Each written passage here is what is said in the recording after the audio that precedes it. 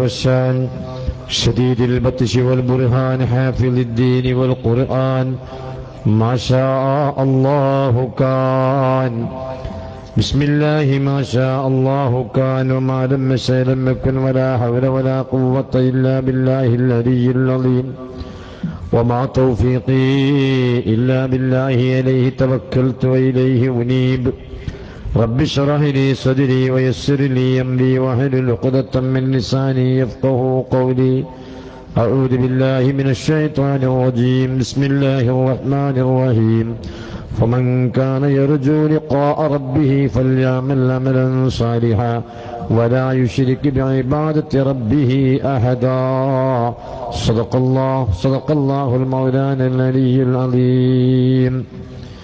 ഏറ്റവും ബഹുമാന്യരായ ഈ വേദിയിലുള്ള മഹാന്മാരായ പണ്ഡിതന്മാരെ, പ്രസ്ഥാന സുഹൃത്തുക്കളെ, ഈ മഹത്തായ സമ്മേളനത്തിൽ സംബന്ധിക്കുന്നതിന് വേണ്ടി ഇവിടെ എത്തിയ എൻ്റെ പ്രിയപ്പെട്ട സഹപ്രവർത്തകന്മാരെ, സഹോദരികളെ, അല്ലാഹു സുബ്ഹാനഹു വ തആല ഈ മുബാറക്കായ മജ്ലിസ് നമ്മിൽ നിന്ന് ഖബൂൽ ചെയ്യുമാറാകട്ടെ.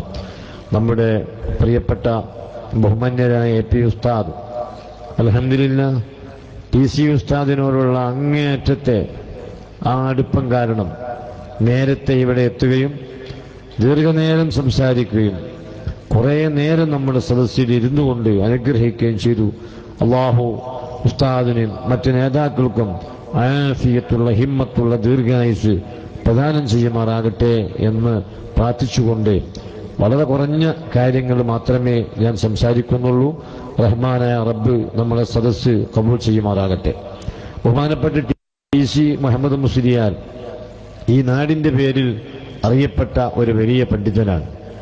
എന്നാൽ മഹാനവറുകൾ സമസ്ത കേരള ജമീയത്തുൽ ഉലമ എന്ന മഹത്തായ പ്രസ്ഥാനത്തിന് വളരെയേറെ കഠിനാധ്വാനം ചെയ്യുകയും ഒരുപാട് കാലം ആയിരക്കണക്കിന് ആലിമീങ്ങളെ വാർത്തെടുക്കാൻ വേണ്ടി ദർസ് നടത്തുകയും ഈ പ്രസ്ഥാനത്തിന് പ്രതിസന്ധി ഉണ്ടായ ഘട്ടങ്ങളിലെല്ലാം പ്രസ്ഥാനത്തിനെ സഹായിക്കാൻ മുന്നിട്ടിറങ്ങുകയും ചെയ്ത ഒരു വലിയ വ്യക്തിത്വത്തിന്റെ ഉടമയാണ്. എന്നാൽ മഹാനവറുകളെ തെറ്റിദ്ധരിപ്പിക്കാനുള്ള വ്യാപകമായ ശ്രമവും അക്കാലം മുതൽ നടക്കുന്നു. അദ്ദേഹത്തിന്റെ വഫാത്തിന്റെ ശേഷം അത് തുടരുകയും ചെയ്യുന്നു. അതിൽ പ്രധാനപ്പെട്ട ഒരു വിഷയമാണ് സമസ്ത കേരള ജമീയത്തുൽ ഉലമയുടെ സമാദരണീയരായ നേതാക്കളെ അദ്ദേഹം കോടതി കയറ്റി സമസ്തക്കെതിരെ അദ്ദേഹം കേസ് കൊടുത്തു എന്ന തെറ്റായ പ്രചരണം.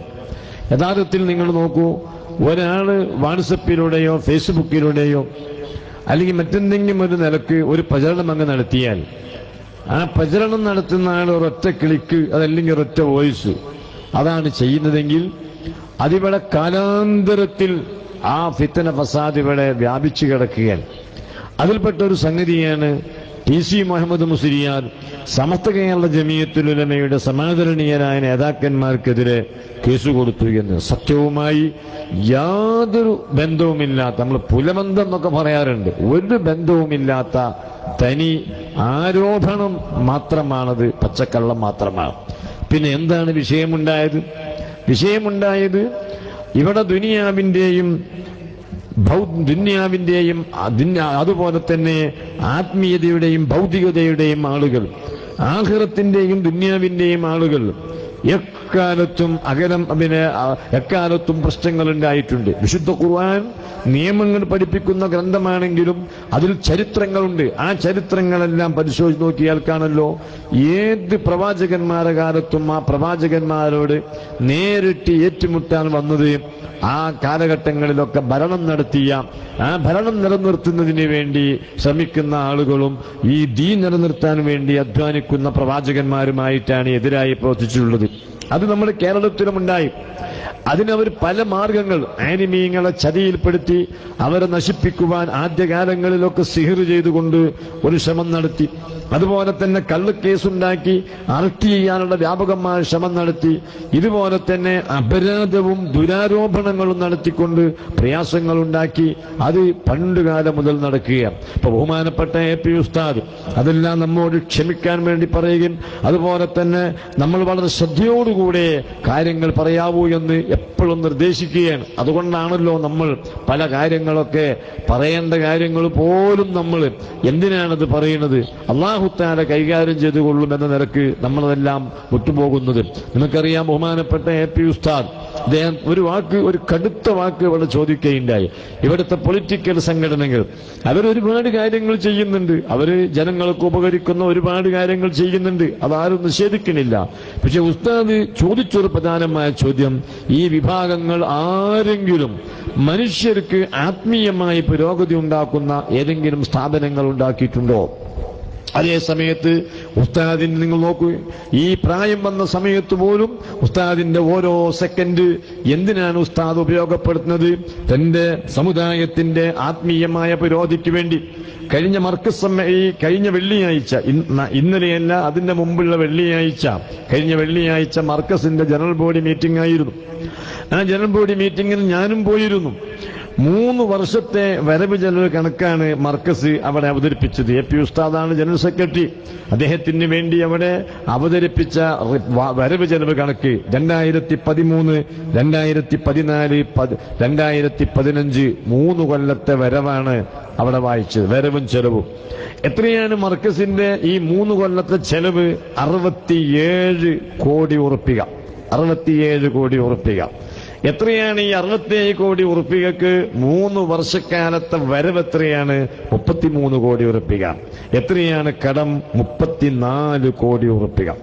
34 കോടി ഉറുപ്പിക കടമുള്ള അവിടുത്തെ റിപ്പോർട്ട് വായിച്ചിട്ട് സ്വതസിദ്ധമായ ആ സാധാരണ ചെയ്യുന്ന മാതിരി ആ താടിയും ഒഴിഞ്ഞ് അവിടെ നിന്ന് ഇങ്ങനെ ആ കസേരയിൽ ഇരിക്കുകയാണ്. ഇടയ്ക്കൊരു വർത്താനം പറഞ്ഞു, ഹബീബന്മാരെ, കടം വീട്ടാൻ വേണ്ടി എല്ലാവരും പരിശ്രമിക്കണം, കടം വീട്ടാൻ വേണ്ടി അള്ളാഹുവിനോട് ദുആ ചെയ്യണം. അത് മാത്രമാണ് അവിടുന്ന് പറയുന്നത്. നിങ്ങൾ നോക്കൂ, ഈ ആക്കോട് പരിസര പ്രദേശങ്ങളിലുള്ള ജനങ്ങൾക്കുള്ള മൊത്തം അവരെ ബൽപ്പിൽ അല്ലെങ്കിൽ ബാങ്ക് അക്കൗണ്ടിൽ നോക്കിയാൽ ഒരു 34 കോടി ഉറുപ്പിക എടുക്കാൻ കഴിയും. നിങ്ങൾ നോക്കൂ, വളരെ പ്രയാസമായിരിക്കും. അതേ സമയത്ത് ഈ ഒരു സ്ഥാപനം നടത്തിയതിന്റെ പേരിൽ 3 കൊല്ലത്തേക്കുള്ള കടമാണ് 34 കോടി ഉറുപ്പിക. ഈ പൈസ എന്തിനാണ് അദ്ദേഹം കടം പേറി ജീവിക്കുന്നത്? എന്തിനാണ് അദ്ദേഹം 67 കോടി ഉറുപ്പിക ചെലവാക്കിയത്? തന്റെ കുടുംബത്തിന് വേണ്ടിയല്ല. തന്റെ കുടുംബത്തിൽ അദ്ദേഹത്തിന് ആകെ ഒരൊറ്റ ആൺകുട്ടി മാത്രമേ AP ഉസ്താദിനുള്ളൂ. ആ ആൺകുട്ടിക്ക് വേണ്ടി ഉസ്താദ് ഒന്നും ചെയ്തു കൊടുക്കേണ്ട ആവശ്യം ഇപ്പോൾ ഇല്ലതാനും. അപ്പോൾ ഈ പണങ്ങളെല്ലാം കടമാക്കി ഞാൻ ഇന്ന് നോക്കൂ, നിങ്ങളൊക്കെ നിങ്ങളെ സ്വന്തം മക്കളെ പോറ്റിയതിന്റെ പേരിൽ, സ്വന്തം ഭാര്യയെ പോറ്റിയതിന്റെ പേരിൽ, സ്വന്തം കുടുംബത്തിന് വേണ്ടി നിങ്ങൾ ചെലവാക്കിയതിന്റെ പേരിൽ നിങ്ങൾക്കൊക്കെ എത്ര കോടി കടമുണ്ട്? എനിക്ക് എത്ര കടമുണ്ട്? അത് 1 ലക്ഷമോ 2 ലക്ഷമോ 1000മോ 10,000മോ കടം. ആ കടം വിചാരിച്ചിട്ട് തന്നെ നമുക്ക് ഉറക്കം കിട്ടാത്ത രാത്രികളുണ്ട്. എങ്കിൽ ഇത്രയധികം 34 കോടി ഉറുപ്പിക നിലവിൽ കഴിഞ്ഞ 3 വർഷം മർക്കസ് നടത്തിയതിന്റെ പേരിൽ ആ കടത്തിന്റെ വിഷമം ആലസ്യവും അറിയിക്കാതെ നമ്മുടെ പ്രവർത്തകന്മാർ ക്ഷണിച്ചാൽ വരുന്നു. അവരുടെ ആ സംതൃപ്തിക്കും സ്നേഹത്തിനും പിന്നിലും എത്ര വേണമെങ്കിലും ഇരിക്കുന്നു, ദ്വാരക്കുന്നു. ഇതെല്ലാം അല്ലാഹുവിൽ തവക്കലാക്കുന്നു. ഇങ്ങനെ ഇതെന്തിനു വേണ്ടി? ഈ സമുദായത്തിന്റെ വളർന്നു വരുന്ന തലമുറയ്ക്ക് ആത്മീയമായ ബോധം നൽകുന്നതിന് വേണ്ടി, അവരെ മനുഷ്യരായി നന്നാക്കിയെടുക്കുന്നതിന് വേണ്ടി. രാഷ്ട്രീയക്കാർ ഞാൻ ആക്ഷേപിക്കുകയല്ല, അവർക്ക് അങ്ങനെ എന്തെങ്കിലും ഒരു അജണ്ട ഉണ്ടോ? മനുഷ്യന്മാർ കള്ളു കുടിക്കരുത്, മനുഷ്യന്മാർ നിസ്കരിക്കണം, അങ്ങനെ ഏതെങ്കിലും അജണ്ട ഉണ്ടോ? അവർക്ക് ആകെ മനുഷ്യന്മാരിപ്പോ ഈ വരുന്ന മെയ് 15-ാം തീയതി വൈകുന്നേരം മുതൽ മെയ് 16-ാം തീയതി വൈകുന്നേരം വരെ മദ്യപിക്കരുത്. അതവർക്ക് നിർബന്ധമാണ്. അത് എല്ലാ രാഷ്ട്രീയ കക്ഷികളും ഇത്തിഫാക്കായിട്ടുള്ള തീരുമാനമാണ്. എന്ത്? ഈ മെയ് 15-ാം തീയതി ഉച്ചയ്ക്ക് ശേഷം മുതൽ അടുത്ത മെയ് 16-ാം തീയതി അഥവാ ഒരു ദിവസം 16-ാം തീയതി വൈകുന്നേരം വരെ 6 മണി വരെ മദ്യപിക്കാൻ പാടില്ല. കാരണം എന്താ? അന്ന് മദ്യപിച്ച ചിഹ്നം മാറിപ്പോവും. അതുകൊണ്ട് ചിഹ്നം മാറാതെ അവരുടെ ചിഹ്നത്തിന് വോട്ട് കിട്ടണം. ഇതല്ലാതെ ഇവിടുത്തെ മനുഷ്യന്മാർ മദ്യപിച്ചാൽ അവരുടെ മസ്തിഷ്കം മരവിക്കും. അതുകൊണ്ട് തന്നെ അവർ മദ്യപിക്കാത്ത ഒരു സമൂഹമായി വാർത്തെടുക്കേണ്ടതുണ്ട്. അതിനെന്തെങ്കിലും ഒരു പരിപാടി ഇവരാരുടെയെങ്കിലും അടുത്തുണ്ടോ? ഇല്ല. അതേ സമയത്ത് നിങ്ങൾ നോക്കൂ, ജനങ്ങൾക്ക് വേണ്ടി ഗുണം കിട്ടുന്ന കാര്യങ്ങൾ ചെയ്യുമ്പോൾ അത് മുടക്കുക, അവിടെ പ്രസാദ് ഉണ്ടാക്കുക. ഞാൻ ഓർക്കുകയാണ്, ബഹുമാനപ്പെട്ട AP ഉസ്താദ് റിയാദിൽ ജയിലിൽ അകപ്പെടുന്നതിന്റെ ഒരാഴ്ച മുമ്പ് ഞങ്ങൾ പടപ്പറമ്പ്, അന്നൊക്കെ വലിയ പ്രതിസന്ധി ഇങ്ങനെ തുടങ്ങുന്ന കാലഘട്ടമാണ്. പെരിന്തൽമണ്ണയ്ക്കടുത്ത് കാടാമ്പുഴയ്ക്കടുത്ത് പടപ്പറമ്പിൽ ഒരു സുന്നി കൺവെൻഷനുണ്ടായിരുന്നു. ആ കൺവെൻഷൻ കഴിഞ്ഞുകൊണ്ട് നെല്ലിക്കുത്ത് ഇസ്മായിൽ ഉസ്താദിനോടൊപ്പം ഉസ്താദ് ആ വേദി നിങ്ങോട്ട് ഇറങ്ങിയപ്പോൾ എന്നെ കണ്ടു. അപ്പൊ എന്നോട് ചോദിച്ചു, നിങ്ങൾ പണ്ട് പറഞ്ഞിരുന്നല്ലോ ചെറുസോല ഉസ്താദിനെ, ചെറുസോല കുഞ്ഞു മുഹമ്മദ് മുസ്ലിയാരെ നമുക്ക് മർക്കസിൽ നല്ല പറ്റും, മുദരിസാകാൻ പറ്റും എന്നൊക്കെ നിങ്ങൾ പറഞ്ഞിരുന്നല്ലോ, അദ്ദേഹം വിളിച്ചാൽ വരുന്നൊക്കെ. എന്നാൽ എനിക്കിപ്പോ ഒരു കുറച്ച് ദിവസത്തേക്ക് സൗദി അറേബ്യയിൽ ഒരു വിസിറ്റിങ്ങിന് പോകേണ്ടിയിരുന്നു. നിങ്ങളൊന്ന് ഉസ്താദിനോട് പറഞ്ഞൊന്ന് മർക്കസിലോട്ടൊന്ന് വരാൻ പറയൂ. അന്ന് ഉസ്താദ് എവിടെയും ദർസ് നടത്തുന്നില്ല. ചെറുസോല കുഞ്ഞു മുഹമ്മദ് മുസ്ലിയാർ എന്ന നമ്മുടെ പ്രിയപ്പെട്ട ഉസ്താദ് അന്ന് ദർസ് വീട്ടിൽ വെച്ച് വരുന്നവർക്ക് മാത്രം മസ്അല പറഞ്ഞു കൊടുക്കുന്ന രൂപത്തിലേ ഉള്ളൂ. അതുകൊണ്ട് ഞാൻ ഒരിക്കൽ മർക്കസിൽ ചെന്ന സമയത്ത് അവിടെ തഖസ്സുസ് തുടങ്ങിയ സമയമാണ്. ആ സമയത്ത് ഉസ്താദിനോട് ഞാൻ പറഞ്ഞു, ഇങ്ങനെ നമ്മൾ ചെറുസോല ഉസ്താദ് വലിയ തഹ്ഖീഖുള്ള പണ്ഡിതനാണല്ലോ ഉസ്താദ്, അദ്ദേഹം ആരോഗ്യവാനുമാണ്. അപ്പൊ അതുകൊണ്ട് മർക്കസിൽ നമ്മൾ ഈ തഖസ്സുസിലേക്ക് ഉസ്താദിന് കുറച്ച് പീരിയഡുകൾ കൊടുത്താൽ ഉസ്താദിന് സൗകര്യപ്പെട്ടാൽ ഉപകരിക്കുമെന്ന് അന്നൊരു വാക്ക് പറഞ്ഞിരുന്നു. അതിനെപ്പറ്റി എന്നോട് ചോദിച്ചു. അന്ന് നിങ്ങൾ ആ പറഞ്ഞിരുന്നല്ലോ, അതുകൊണ്ട് ചെറുസോല ഉസ്താദുമായിട്ട് നിങ്ങളും സംസാരിക്കണമെന്ന് എന്നെ ഏൽപ്പിച്ചു. അങ്ങനെ ചെറുസോല കുഞ്ഞു മുഹമ്മദ് മുസ്ലിയാരെ മർക്കസിൽ താൻ വരുന്നത് വരെ പകരക്കാരെന്ന് പറഞ്ഞുകൊണ്ടാണ് ഉസ്താദ് ഏൽപ്പിച്ചത്. അങ്ങനെ പോയി. നിങ്ങൾ നോക്കൂ, ജിദ്ദയിൽ ഇറങ്ങി ഉംറയെല്ലാം നിർവഹിച്ചു. അവസാനം ജിദ്ദയിൽ നിന്നൊരു കാറാക്കി 1200 കിലോമീറ്റർ യാത്ര ചെയ്യാനുണ്ട് റോഡ് മാർഗം ജിദ്ദയിൽ നിന്ന് റിയാദിലേക്ക്. ബഹുമാനപ്പെട്ട ചെമ്മാട് ഇബ്രാഹിം കുട്ടി ഹാജിയും കണ്ണൂരിലെ ഉമർ ഹാജിയും ഉസ്താദിനെ അനുഗമിച്ചു. അവരൊരു ആഗ്രഹമാണ് മർക്കസിന് അതിന്റെ ആ സ്ഥാപനത്തിന്റെ കടം വീട്ടാൻ, അതിന് വരുമാനമുണ്ടാക്കാം, അവിടുത്തെ കുഞ്ഞുങ്ങൾക്ക് അന്നം കണ്ടെത്താൻ വരുമാനമുണ്ടാക്കാം. ഒന്ന് ഉസ്താദ് ഒരു മാസക്കാലം സൗദി അറേബ്യയിൽ ഒന്നിങ്ങനെ കറങ്ങിയാലും മലയാളികളായ മുഅ്മിനീങ്ങൾ ഉസ്താദിനെ കാത്തു നിൽക്കുന്നുണ്ട്, അതുകൊണ്ട് നമ്മളൊരു കാറാക്കാം എന്ന് പറഞ്ഞ് ജിദ്ദയിൽ നിന്ന് അവർ കാറ് ഏർപ്പാടാക്കി ഈ 2 ആജിയമാരോട് കൂടെ നേരെ റിയാദിലേക്ക് പോവുകയാണ്. പിരിവ് തുടങ്ങിയിട്ടില്ല. ജിദ്ദയിൽ വന്നു, ഉംറ നിർവഹിച്ചു, തിരിച്ച് ജിദ്ദയിൽ വന്നു, ആദ്യമായി റിയാദിലേക്ക് പുറപ്പെടുകയാണ്. റിയാദിൽ ഇത്രയും ദീർഘദൂരം 1200 കിലോമീറ്റർ ദൂരമുള്ള യാത്ര. ആ യാത്ര കഴിഞ്ഞ് അവര് നമ്മുടെ പ്രിയപ്പെട്ട സുഹൃത്തുക്കളുടെ നമ്മുടെ ദീനി ഖാദിമീങ്ങൾ നടത്തുന്ന ഒരു കടയുടെ മുകളിലുള്ള അവരുടെ റൂമിലേക്ക് എന്നാൽ വിശ്രമിക്കുകയും മഗ്രിബും ഇശയും ജമ്മും കസറുമാക്കി നിസ്കരിക്കുകയും ചെയ്യാമെന്ന നിലക്ക് ആ ബിൽഡിങ്ങിലേക്ക് എത്തി അവർ ഇരുന്നതേ ഉള്ളൂ. ആ സമയത്ത് നിങ്ങൾ നോക്കൂ, അവിടെയുള്ള പോലീസുകാർ അവരെ ഈ നാട്ടുകാർ തെറ്റിദ്ധരിപ്പിച്ചതാണ്, മലയാളികൾ തെറ്റിദ്ധരിപ്പിച്ചതാണ്. ഏതൊരു രാജ്യത്തും വന്നുകൊണ്ട് നിങ്ങൾ നോക്കൂ, ഈ രാജ്യത്തിന് ദ്രോഹം ചെയ്യുന്ന ഒരു ഇസ്ലാമിക രാജ്യമാണെങ്കിൽ ശിർക്ക് പ്രചരിപ്പിക്കുന്ന, ആഭിചാരം ചെയ്യുന്ന ഒരാൾ വന്നിരിക്കുന്നു എന്ന് പറഞ്ഞ് നുണ പറഞ്ഞു കൊടുത്താൽ ആ ഗവൺമെന്റ് അവർ ഭയപ്പെടും. കാരണം ഏതൊരു ഗവൺമെന്റും ആ ഗവൺമെന്റ് സുരക്ഷയാണല്ലോ ആഗ്രഹിക്കുക. ആ നിലക്ക് AP ഉസ്താദിനെ അറസ്റ്റ് ചെയ്ത് നിങ്ങൾ നോക്കണം. റിയാദിലെ ബത്ത ടൗൺ എന്ന് പറഞ്ഞാൽ ഏത് സമയത്തും ആയിരക്കണക്കിന് ജനങ്ങൾ നിറഞ്ഞൊഴുകുന്ന ഒരു ടൗണാണ് ബത്ത ടൗൺ. റിയാദ് ബത്തയിൽ വ്യാഴാഴ്ച രാത്രി വെള്ളിയാഴ്ചയൊക്കെ ഉച്ചയ്ക്ക് ശേഷവും നമ്മൾ ബത്തയിൽ ചെന്നാൽ കാലെടുത്ത് വെക്കാൻ കഴിയുകയില്ല, ജനനിബിഡമായിരിക്കും. ആ ജനക്കൂട്ടമുള്ള സ്ഥലത്ത് നിന്ന് റൂമിൽ നിന്ന് ഉസ്താദിനെ ഇറക്കി ജയിലിലേക്ക് കൊണ്ടുപോകുന്ന രംഗം നിങ്ങൾ നോക്കണം. അവിടുത്തെ ഒരു കൈയും ഇബ്രാഹിം കുട്ടി ഹാജിന്റെ മറ്റേ കൈയും, ഉസ്താദിന്റെ രണ്ടാമത്തെ കൈയും ഉമർ ഹാജിയുടെ മറ്റേ കൈയും, ഈ 2 കൈയും ചെങ്ങലക്കിട്ടുകൊണ്ട് ആ ബത്ത ടൗണിലൂടെ നിങ്ങൾ നോക്കൂ, വണ്ടിയിൽ കയറ്റി പ്രിയപ്പെട്ട ഉസ്താദിനെ റിയാദിലെ അവിടത്തെ ഭീകരവാദികളെയും രാജ്യദ്രോഹികളെയും അറസ്റ്റ് ചെയ്യപ്പെട്ട സെല്ലിലേക്ക് കൊണ്ടുപോയി തള്ളിയ രംഗം നിങ്ങൾ ആലോചിക്കണം.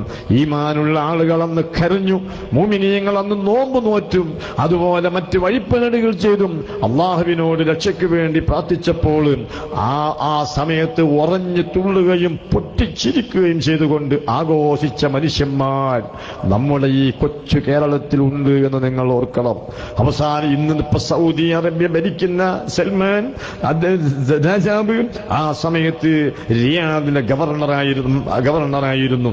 അതുകൊണ്ട് തന്നെ അദ്ദേഹത്തെ പല ആലിമീങ്ങളും ബന്ധപ്പെട്ടു. ലോകത്തിന്റെ വിവിധ ഭാഗങ്ങളിലെ ആലിമീങ്ങളും ദീനി ഖാദിമീങ്ങളും ബന്ധപ്പെട്ട് ശുപാർശ ചെയ്തു.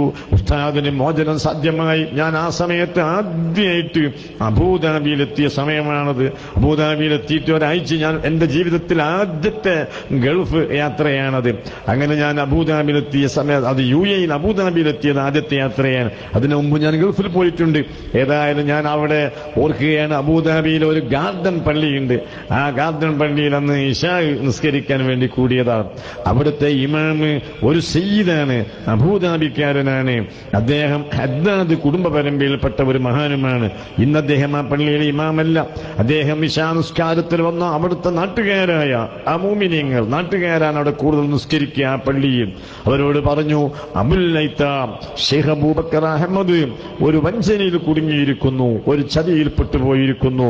അതുകൊണ്ട് നമുക്കെന്ന് ഹദ്ദാദ് ചൊല്ലി മോചനത്തിന് വേണ്ടി ദുആ ചെയ്യണം. നിങ്ങൾ ആലോചിക്കണം, ഒരു വിദേശ പണ്ഡിതൻ അദ്ദേഹം ഇമാമത്ത് നിൽക്കുന്ന പള്ളിയിൽ ഇശാ നിസ്കാരത്തിൽ വന്ന മുഅ്മിനീങ്ങളെ കൂട്ടിക്കൊണ്ട് ഉസ്താദിന്റെ മോചനത്തിന് വേണ്ടി ദ്വാരക്കുമ്പോൾ ഇവിടെ ചില തലീകെട്ട് കെട്ടിയ ആളുകൾ, ചില വെറ്റിലതൊന്ന് പല്ല് ചുവപ്പിച്ച ആളുകൾ പോലും കൊട്ടി കൈകൊട്ടി ചിരിക്കുകയാണ്. ഇനി ഒരിക്കലും അദ്ദേഹം വെളിച്ചം കാണുകയില്ല. അള്ളാഹുവിന്റെ മഹത്തായ അനുഗ്രഹത്താൽ ഉസ്താദിന് മോചനം കിട്ടി. ഉസ്താദ് കരിപ്പൂർ അന്ന് ഉസ്താദ് ഇവിടെ കോഴിക്കോട് എത്തിയ സമയത്ത് ഉസ്താദിന് നാം ഊഷ്മളമായ വരവേൽപ്പും സ്വീകരണവും നൽകിയപ്പോ മരിച്ചുപോയ ഒരു മുസ്ലിയാർ, മരിച്ചതുകൊണ്ട് തന്നെ അദ്ദേഹത്തിന്റെ പേര് ഞാൻ പരാമർശിക്കുന്ന ഉചിതമല്ല. അല്ലെങ്കിലും AP ഉസ്താദ് അത്തരം പരാമർശങ്ങളൊന്നും അനുവദിക്കുകയുമില്ല. ഇപ്പൊ പോകുമ്പോൾ പോലും എന്നോട് 2 വട്ടം പറഞ്ഞത് പ്രസംഗത്തിന്റെ കാര്യം ശ്രദ്ധിക്കാൻ വേണ്ടിയാണ്. മിനിയാന്ന് ഇപ്പൊ ഞാൻ എവിടെയോ പ്രസംഗിച്ച ഒരു പ്രസംഗത്തിന്റെ ക്ലിപ്പ് കേൾപ്പിച്ചു കൊടുത്തിട്ട് എന്താണെന്ന് അറിയില്ല. 15 മിനിറ്റോളാണ് എന്നോട് ടെലിഫോണിൽ. എന്നെ ചീത്ത പറയുകയല്ല, ആക്ഷേപിക്കുകയല്ല. നിങ്ങൾ പറയുന്ന കാര്യങ്ങളൊക്കെ വളരെ വസ്തുതാപരമാണ് എങ്കിലും നമ്മളെ പ്രസംഗം കൊണ്ട് മുഅ്മിനീങ്ങൾക്ക് ഫലം കിട്ടണം. മുഅ്മിനീങ്ങൾ ഏതെങ്കിലും ഒരു മുഅ്മിനീങ്ങൾ നമ്മളെ അകലുന്ന വാക്ക് പറയരുത് എന്ന് ഈ 4 ദിവസം മുമ്പും ഒരു 10-15 മിനിറ്റ് നേരമെങ്കിലും ഉസ്താദ് എന്നോട് സംസാരിച്ച് ഉപദേശിച്ചിട്ടുണ്ട്. നമ്മളെല്ലാവരും നന്നാകണം, പ്രാസംഗികന്മാരും നന്നാകണം, കേൾക്കുന്നവരും നന്നാകണം എന്ന നിലക്ക് പ്രശ്നങ്ങളുണ്ടായി അതിലിടപെട്ടുകൊണ്ട് തിരുത്തിത്തരുന്ന ഒരു വലിയ നേതാവ്. ഇപ്പൊ പോകുമ്പോൾ നിങ്ങൾ നോക്കൂ, 1-2 തവണ എന്നോട് പറഞ്ഞ കാര്യം പ്രസംഗത്തിന്റെ കാര്യം ശ്രദ്ധിക്കാൻ വേണ്ടിയാണ്. അതുകൊണ്ടാണ് നമ്മൾ ഇത്തരം പരാമർശങ്ങളൊക്കെ ഉപേക്ഷിക്കുന്നത്. ബഹുമാനപ്പെട്ട ഉസ്താദിന്റെ വാക്ക് പാലിച്ചുകൊണ്ട് നമ്മൾ ഉപേക്ഷിക്കുകയാണ്. എങ്കിലും മരണപ്പെട്ടു പോയ ഒരു പണ്ഡിതൻ, ഒരു വലിയ പണ്ഡിതനും അന്ന് അവരുടെ പത്രത്തിൽ എഴുതി, കള്ള് ഷാപ്പിൽ നിന്നും വ്യഭിചാരശാലയിൽ നിന്നും ജയിലിൽ നിന്നും വരുന്നവരെ ആരും സ്വീകരിക്കുന്ന പതിവില്ല. അതും നമ്മളിപ്പോൾ കണ്ടു എന്ന്. അപ്പൊ റിയാദിലെ ജയിലിൽ ഉസ്താദ് അകപ്പെട്ടത് വ്യഭിചാരി അകപ്പെട്ടതുപോലെയാണ്, കള്ളുകുടിയൻ അകപ്പെട്ടതുപോലെയാണ് എന്ന് ഒരു മുസ്ലിയാര് പേര് വെച്ച് ഒരു പത്രത്തിൽ എഡിറ്റോറിയലും എഴുതണമെങ്കിലും അവരെയൊക്കെ ഉള്ളിന്റെ ഉള്ളിൽ ദീനിനോടുള്ള വിരോധം എത്രയാണ് പ്രിയപ്പെട്ട സഹോദരന്മാരെ. അപ്പോൾ ഈ സ്ഥാപനത്തിന് വേണ്ടി, ഈ മർക്കസിന് വേണ്ടി, ഇവിടുത്തെ പാവപ്പെട്ടവന്റെ മക്കളുടെ അന്നത്തിനും വിദ്യാഭ്യാസത്തിനും വേണ്ടി ഗൾഫ് രാജ്യങ്ങൾ പോകുമ്പോൾ അവിടെ പോലും മുടക്കുകളും നടത്തുന്ന മനുഷ്യന്മാർ, ആ നിലക്കുള്ള വിരോധം. അതുകൊണ്ട് തന്നെ നമ്മളെ അഹ്ലുസുന്നത്തി വൽ ജമാഅത്തിന്റെ ഒരു പ്രവർത്തനവും ഇവിടെ രാഷ്ട്രീയ കക്ഷിയുടെ നേതൃത്വത്തിൽ അനുവദിക്കുന്നില്ല. അതേസമയത്ത് ഈ രാഷ്ട്രീയ കക്ഷി നിങ്ങൾ നോക്കൂ, വോട്ടിന് വേണ്ടി അവരുടെ മേൽസ്ഥാനത്ത് നിൽക്കുന്ന അവരുടെ മദ്ഹികൾ ഇങ്ങനെ പറയുമ്പോൾ മുത്തുനബി സല്ലല്ലാഹു അലൈഹി വസല്ലമ തങ്ങളുടെ അങ്ങനത്തെ കുടുംബം, ഇങ്ങനത്തെ കുടുംബം, അതൊന്നും നമ്മൾ നിഷേധിക്കുന്നില്ല. പക്ഷേ നമ്മൾ ദീനിന്റെ ആളുകളായതുകൊണ്ട് ഞാൻ എന്റെ പ്രസംഗം ശ്രവിക്കുന്ന എന്റെ പ്രിയപ്പെട്ട കൂട്ടുകാരോട് ഞാൻ നിങ്ങളോട് ചിന്തിക്കാൻ വേണ്ടി പറയുകയാണ്. നോക്കൂ, അഹ്ലുസുന്നത്തി വൽ ജമാഅത്ത് എന്ന് പറഞ്ഞ പരിശുദ്ധ ഇസ്ലാം, അത് നബി സല്ലല്ലാഹു അലൈഹി വസല്ലമ തങ്ങൾ അവിടുത്തെ പ്രിയപ്പെട്ട ശിഷ്യന്മാർ വഴി ഇങ്ങോട്ട് കൊടുത്തയച്ചതാണ്. അവരിവിടെ പള്ളികൾ നിർമ്മിച്ച് നമുക്ക് പഠിപ്പിച്ചു എന്നതാണ് മതം. ആ മതം അങ്ങനെ തന്നെ നിലനിൽക്കുമ്പോൾ അതിൽ വിള്ളലുണ്ടാക്കിയവരാണ് ഇവിടുത്തെ വഹാബികളും. ആ വഹാബികൾ ഖുർആനെ പോലും പൂർണ്ണമായും അംഗീകരിക്കുന്നില്ല. മുത്തുനബിയെ ഭാഗികമായി അവർ അംഗീകരിക്കുന്നു. അള്ളാഹുവിനെ പോലും അവര് ഹിന്ദു പുരാണ പുരാണങ്ങളിൽ പറയുന്ന അവരെ വിഗ്രഹങ്ങൾക്ക് സമാനമായ വസ്ഫുകളും സിഫത്തുകളുമാണ് അള്ളാഹ്ക്ക് അവർ കൂട്ടിക്കൊടുക്കുന്നത്. അങ്ങനെയുള്ള പുത്തൻ പ്രസ്ഥാനക്കാർ രാഷ്ട്രീയ ദുസ്വാധീനം ഉപയോഗിച്ച് എത്രയോ പള്ളികൾ നമ്മുടെ കേരളത്തിൽ നഷ്ടപ്പെടുത്തി. ഒരൊറ്റ പള്ളി ഞാൻ പറയാം, കോഴിക്കോട് മുഹീദ്ദീൻ പള്ളി. മുജാഹിദ് വിഭാഗം പുത്തൻ പ്രസ്ഥാനക്കാർ ഒരിക്കലും മുഹീദ്ദീൻ ശൈഖിന്റെ പേരിൽ പള്ളി ഉണ്ടാക്കൂല, അത് തീർച്ചയാണ്. റസൂലുള്ളാഹി സ്വല്ലല്ലാഹു അലൈഹി വസല്ലമ തങ്ങളുടെ 13ാമത്തെ പേരക്കിടാവായ സുൽത്താനുൽ അഹ്ലം മുഹീദ്ദീൻ അബ്ദുൽ ഖാദിർ ജീലാനി തങ്ങൾ അവർ ശ്രീ ശങ്കരാചാര്യന്റെ അദ്വൈത സിദ്ധാന്തം ഉൾക്കൊണ്ട ആളാണ്, അഥവാ കുഫിരിയത്തിലേക്ക് പോയ ആളാണ് എന്ന് ഉളുപ്പില്ലാതെ നാണമില്ലാതെ പച്ച മലയാളത്തിൽ എഴുതി വെച്ച മുജാഹിദീങ്ങൾ മുഹീദ്ദീൻ ശൈഖിന്റെ പേരിൽ ഒരിക്കലും പള്ളി ഉണ്ടാക്കുകയില്ല. പിന്നെ കോഴിക്കോട് മുഹീദ്ദീൻ പള്ളി അവര് കട്ടുകൊണ്ടുപോയതാണ്, തൊട്ടടുത്ത പട്ടാളപ്പള്ളി അവർ മോഷ്ടിച്ചു കൊണ്ടുപോയതാണ്, തൊട്ടപ്പുറത്തെ സാധുരിപ്പള്ളി അവർ അപഹരിച്ചെടുത്തതാണ്. അങ്ങനെ നമ്മുടെ കേരളത്തിന്റെ വിവിധ ഭാഗങ്ങളിൽ നിരവധി പള്ളികൾ നഷ്ടപ്പെട്ടപ്പോൾ ഈ മുത്തുനബിയുടെ പിന്തുടർച്ചാവകാശം വോട്ടിന് വേണ്ടി പറയുന്ന ആളുകൾ നോക്കൂ, കുനൂത്തോതി സുബഹി നിസ്കരിക്കാനുള്ള സ്വാതന്ത്ര്യം നഷ്ടപ്പെട്ട ഇത്തരം മഹല്ലുകളിൽ, അറബിയിൽ ഖുത്ബോദി ശരിയായ ജുമുഅ നിർവഹിക്കാനുള്ള സ്വാതന്ത്ര്യം അഴിക്കപ്പെട്ട ഇത്തരം മേഖലകളിൽ ഈ വിഭാഗം ഒരു പകരം സുന്നത്തി ജമാഅത്തിനൊരു പള്ളി ഉണ്ടാക്കിയിട്ടുണ്ടോ? എന്താ ഇവരൊക്കെ നയിക്കുന്ന യാഥാർത്ഥ്യം? എന്താ ഇവർ റസൂലുള്ളാഹിന്റെ പേരക്കുട്ടിയാണ് എന്ന് പറയുന്നത് അഭിമാനപൂർവമാണ് എങ്കിൽ, ഇവർ സുന്നത്തി ജമാഅത്തിന്റെ ആളുകളാണ് എന്ന് പറയുന്നത് അവര് ശരിക്കും അവർ മനസ്സ് തട്ടിക്കൊണ്ടാണെങ്കിൽ, ഓ എന്റെ സഹോദരന്മാര്, ഖമറുൽ ഉലമ AP ഉസ്താദ് പള്ളി നിർമ്മിക്കുന്നതിന്റെ മുമ്പ് നീണ്ട പതിറ്റാണ്ടുകളും ഈ പ്രദേശങ്ങളിൽ പള്ളി നഷ്ടപ്പെട്ടിട്ട് അവിടെ എവിടെയെങ്കിലും സുന്നത്തി ജമാഅത്തിന്റെ ആളുകൾ നിസ്കരിക്കുന്നതിന് വേണ്ടി ഒരു പള്ളി ഇവിടെ ഉണ്ടാക്കിയിട്ടുണ്ടോ? പള്ളി നഷ്ടപ്പെട്ടയിടത്ത് ആദ്യം മുസ്ലിങ്ങൾ ഇസ്ലാമൊന്നും പുറത്തു പോകണില്ല, കമ്മിറ്റിക്കാരേ പോകുന്നുള്ളൂ. കമ്മിറ്റിക്കാരും മൊത്തം പോകുന്നില്ല. ഒരുത്തൻ സൊസൈറ്റി ആക്ട് പ്രകാരം കള്ള രജിസ്റ്റർ ചെയ്ത് ഗവൺമെന്റിനെ കൂട്ടുപിടിച്ച് SIയെ സ്വാധീനിച്ച് ഈ പള്ളി നഷ്ടപ്പെടുത്തുമ്പോൾ അവിടെ ആ പള്ളി തിരിച്ചു പിടിക്കാൻ എന്തെങ്കിലും ഭരണപരമായ സഹായം ഇവർ ചെയ്തു തന്നിട്ടുണ്ടോ? ഇല്ലെങ്കിൽ നോക്കട്ടെ, ഇവർ പകരം ഒരു പള്ളി സ്ഥാപിക്കാൻ സഹായിച്ചിട്ടുണ്ടോ? അങ്ങനെ ഒരു ചരിത്രം ഇവർക്കാർക്കുമില്ല. ഇവർ വലിയ സുന്നത്തി ജമാഅത്തിന്റെ കാര്യം പറയുന്നു, റസൂലുള്ളാഹിന്റെ പിന്തുടർച്ചാവകാശം ആവശ്യപ്പെടുന്നു, എന്നാൽ ഇവർ റസൂലുള്ളാഹിന്റെ ദീനിന് വേണ്ടി ഒന്നും ചെയ്തതായി നമ്മുടെ മുന്നിൽ കാണുന്നില്ല. ഇത് രാഷ്ട്രീയമല്ല ഞാൻ പറയുന്നത്, നിങ്ങൾ ചിന്തിക്കാൻ വേണ്ടി, നിഷ്പക്ഷമതികൾ ചിന്തിക്കാൻ വേണ്ടിയാണ്. എടവണ്ണയിൽ ഒറ്റ കാര്യം പറയാം. എടവണ്ണയിലെ ഏതാനും കമ്മിറ്റിക്കാര് വഹാബികളായി പള്ളി അവർ കട്ടുകൊണ്ടു. ഇന്നും എടവണ്ണ ജുമാഅത്ത് പള്ളി നിങ്ങൾ നോക്കൂ, അതിന്റെ അകത്ത പള്ളിയിൽ കയറിയാൽ പഴയ പാരമ്പര്യ വിശ്വാസികളുടെ കൊത്തുപണി ുള്ള പള്ളിയാണ് ഇന്നും ആ പള്ളി. ഇന്നും അവർക്കത് മാറ്റാൻ കഴിഞ്ഞിട്ടില്ല.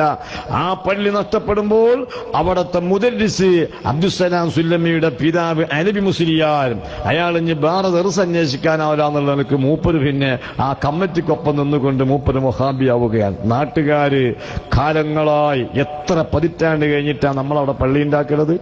ആ പതിറ്റാണ്ടുകളോളം അവിടെ മനുഷ്യന്മാർക്ക് ഒരു തലമുറ മാറുമ്പോൾ അവരെന്ത് ചെയ്യും? ഉള്ള പള്ളിയിലേക്ക് പോകും. അല്ലാത്ത ആൾക്കാർ ആരോഗ്യമുള്ള കാലത്ത് എവിടെയെങ്കിലും അവസാനം എടവണ്ണ ടൗണിൽ ഒരൊറ്റ കുടുംബം, ഒരലവി ഹാജി എന്ന് പറയുന്ന ഒരു ബാക്കവിയാണ് അദ്ദേഹം. അദ്ദേഹത്തിന്റെ ഇൽമിന്റെ മഹത്വം കൊണ്ട് അദ്ദേഹം നമ്മൾ പള്ളി നിർമ്മിക്കുന്നത് വരെയും പിടിച്ചിരുന്നു.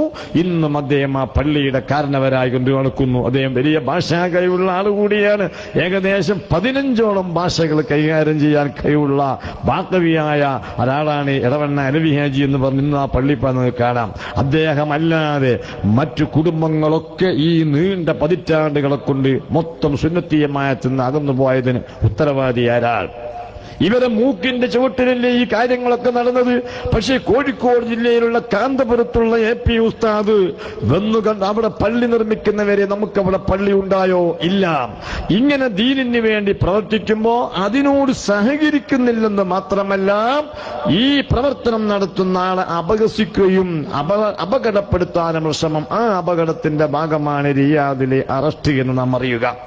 അതുപോലെ തന്നെ നിങ്ങൾ നോക്കൂ, തെറിപൂരണങ്ങൾ, പെർമിഷൻ മുടക്കലുകൾ, അക്രമങ്ങൾ അതൊക്കെ തുടരുകയാണ്. അതുപോലെ തന്നെ സമ്മേളനങ്ങൾ നടത്താൻ പാടില്ല. AP ഉസ്താദ് 1974 SYSന്റെ നേതൃസ്ഥാനത്തേക്ക് വരുന്നത്. 78 ആയപ്പോഴേക്ക് കോഴിക്കോട് മർക്കസിന് ശിലയിടുകയാണ്. കോഴിക്കോട് SYSന്റെ ഒരു സമ്മേളനം പ്രഖ്യാപിച്ചിരിക്കുകയാണ്. ആ സമ്മേളനത്തിൽ രാഷ്ട്രീയക്കാരൻ അധ്യക്ഷം വഹിക്കുന്നില്ല, രാഷ്ട്രീയക്കാരൻ ഉദ്ഘാടനം ചെയ്യുന്നില്ല, രാഷ്ട്രീയക്കാരൻ മുഖ്യ പ്രസംഗം നടത്തുന്നില്ല. ആ യോഗത്തിൽ അധ്യക്ഷം വഹിക്കുന്നത് റയീസുൽ മുഅക്കിൻ കന്നീത്ത് അഹമ്മദ് മുസ്ലിയാരാണ്. ആ സമ്മേളനം ഉദ്ഘാടനം ചെയ്യുന്ന EK അബൂബക്കർ മുസ്ലിയാരാണ്. അത് പറ്റൂല. സമ്മേളനം നടത്തുമ്പോ സുന്നത്തി ജമാഅത്തിന് വേണ്ടി അരക്കാശിന്റെ ഉപകാരം ചെയ്യാത്ത രാഷ്ട്രീയക്കാരൻ അധ്യക്ഷം വഹിക്കണം, അവൻ ഉദ്ഘാടനം ചെയ്യണം, അവൻ മുഖ്യ പ്രസംഗം നടത്തണം. വേണമെങ്കിൽ ഇതിന്റെ സംഘാടകരായ മുസ്ലിംമാര് സ്വാഗതമൊന്നും നന്ദിയും പറയട്ടെ എന്ന ഒരു തിയറി അല്ലെങ്കിൽ എന്നൊരു തീരുമാനം ഇവർ നടപ്പാക്കിക്കൊണ്ടിരിക്കുമ്പോഴാണ് 1978 കോഴിക്കോട് SYSന്റെ സമ്മേളനം നടത്തുന്നു. ആ സമ്മേളനത്തിനാണ് സയ്യിദ് മുഹമ്മദ് മാലിക്കി വരുന്നത്. അന്നത്തോടുകൂടെ AP ഉസ്താദിനെ ഇകഴ്ത്തണം, AP ഉസ്താദിന്റെ ഒരു ടീമായി വർക്ക് ചെയ്യുന്ന ആലിമീങ്ങളെ അപകടപ്പെടുത്തണം. അത് തുടരുകയാണ്. ആ തുടർച്ചയുടെ ഭാഗമാണ് ബഹുമാനപ്പെട്ട AP ഉസ്താദ് കുവൈത്തിൽ MA അബ്ദുൽ ഖാദർ മുസ്ലിയാർ എന്ന പ്രിയപ്പെട്ട നൂറുൽ ഉലമ UAE ആ സമയത്താണ് ഇതിനെല്ലാം ചുക്കൻ പഠിക്കുന്ന രാഷ്ട്രീയ കക്ഷിയുടെ സംസ്ഥാന ഓഫീസിന്റെ താഴ്ഭാഗത്ത് ചേളാരിയിൽ ആൾട്ട് ചെയ്യേണ്ട ഇസ്ലാം മത വിദ്യാഭ്യാസ ബോർഡിന്റെ ജീപ്പ് പാതിരാക്ക് കിടക്കുന്നത്. അത് കണ്ട പ്രവർത്തകന്മാർ അന്വേഷിച്ചപ്പോ അന്ന് സമസ്തയുടെ സെക്രട്ടറിയായ മാന്യനായ വ്യക്തി ഈ രാഷ്ട്രീയക്കാരത്തി പാർട്ടിയുടെ ഓഫീസിലുണ്ട്. എന്താണ് അവിടെ നടക്കുന്ന ചർച്ച? ആ ചർച്ച എന്താണ്? നമുക്ക് വിവരം കിട്ടി. തൊട്ടടുത്ത ദിവസം മുശാവറ വിളിക്കണം. തീരുമാനിക്കുന്നത് ഇവിടുത്തെ രാഷ്ട്രീയ പാർട്ടിയുടെ സംസ്ഥാന ഓഫീസിൽ സമസ്തയുടെ സെക്രട്ടറിയെ നേരിട്ട് വിളിച്ചിട്ട് ഇവർ അദ്ദേഹത്തിന്റെ മുന്നിൽ വമ്പിച്ച താക്കീതായി പറയുകയാണ്, ഇവിടെ സമസ്തയിൽ ഒരാളുണ്ട്, പുറത്താക്കിയ പിന്നെ മുസ്ലിങ്ങൾ അവർ അംഗീകരിക്കൂല. അതുകൊണ്ട് ഇപ്പോൾ അതിനെ പറ്റിയ ചാൻസാണ്. കാരണം മറ്റന്നാൾ മുശാവറ വിളിച്ചാല് AP ഉണ്ടാവില്ല, മൂപ്പര് കുവൈത്തിലാണ്. MA ഉണ്ടാവൂല, മൂപ്പര് UAE-ലാണ്. ഉള്ളാളെന്നുള്ള വാപ്പാങ്ങ് ഉള്ളാളത്താണ്.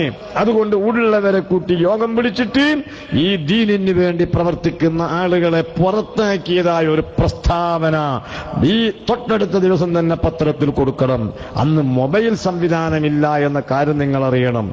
അബൂദാബിയിലുള്ള AP ഉസ്താദുമായി ബന്ധപ്പെടണമെങ്കിൽ കോഴിക്കോട് നേരം പുലർന്ന് ഒരു ഫോൺ ബുക്ക് ചെയ്ത് പിന്നെ അവിടെ നിന്ന് വിവരം കിട്ടുന്ന വിളിച്ചോളൂ, ലൈനിൽ ആളുണ്ട്, അങ്ങനെ പറയണം. അന്നൊക്കെ ഗൾഫിൽ മൊബൈൽ ഉണ്ടല്ല, പേജർ എന്ന് പറയാന ഒരു സംഗതി, അത് ഒരു ഏരസ് പോലത്തെ ഒരു സാധനം. അതിൽ നമ്പർ വിളിച്ചാൽ അതിങ്ങനെ കിറിന്ന് പറയും. അപ്പൊ നോക്കും നക്ക നമ്പർ ഉണ്ടാവും. ഇനി ഫോൺ ഉള്ളോടത്ത് പോയിട്ട് വിളിക്കണം. ഇങ്ങനത്തെ ഒരു കാലഘട്ടമാണ്. അതുകൊണ്ട് എന്തു ചെയ്യും?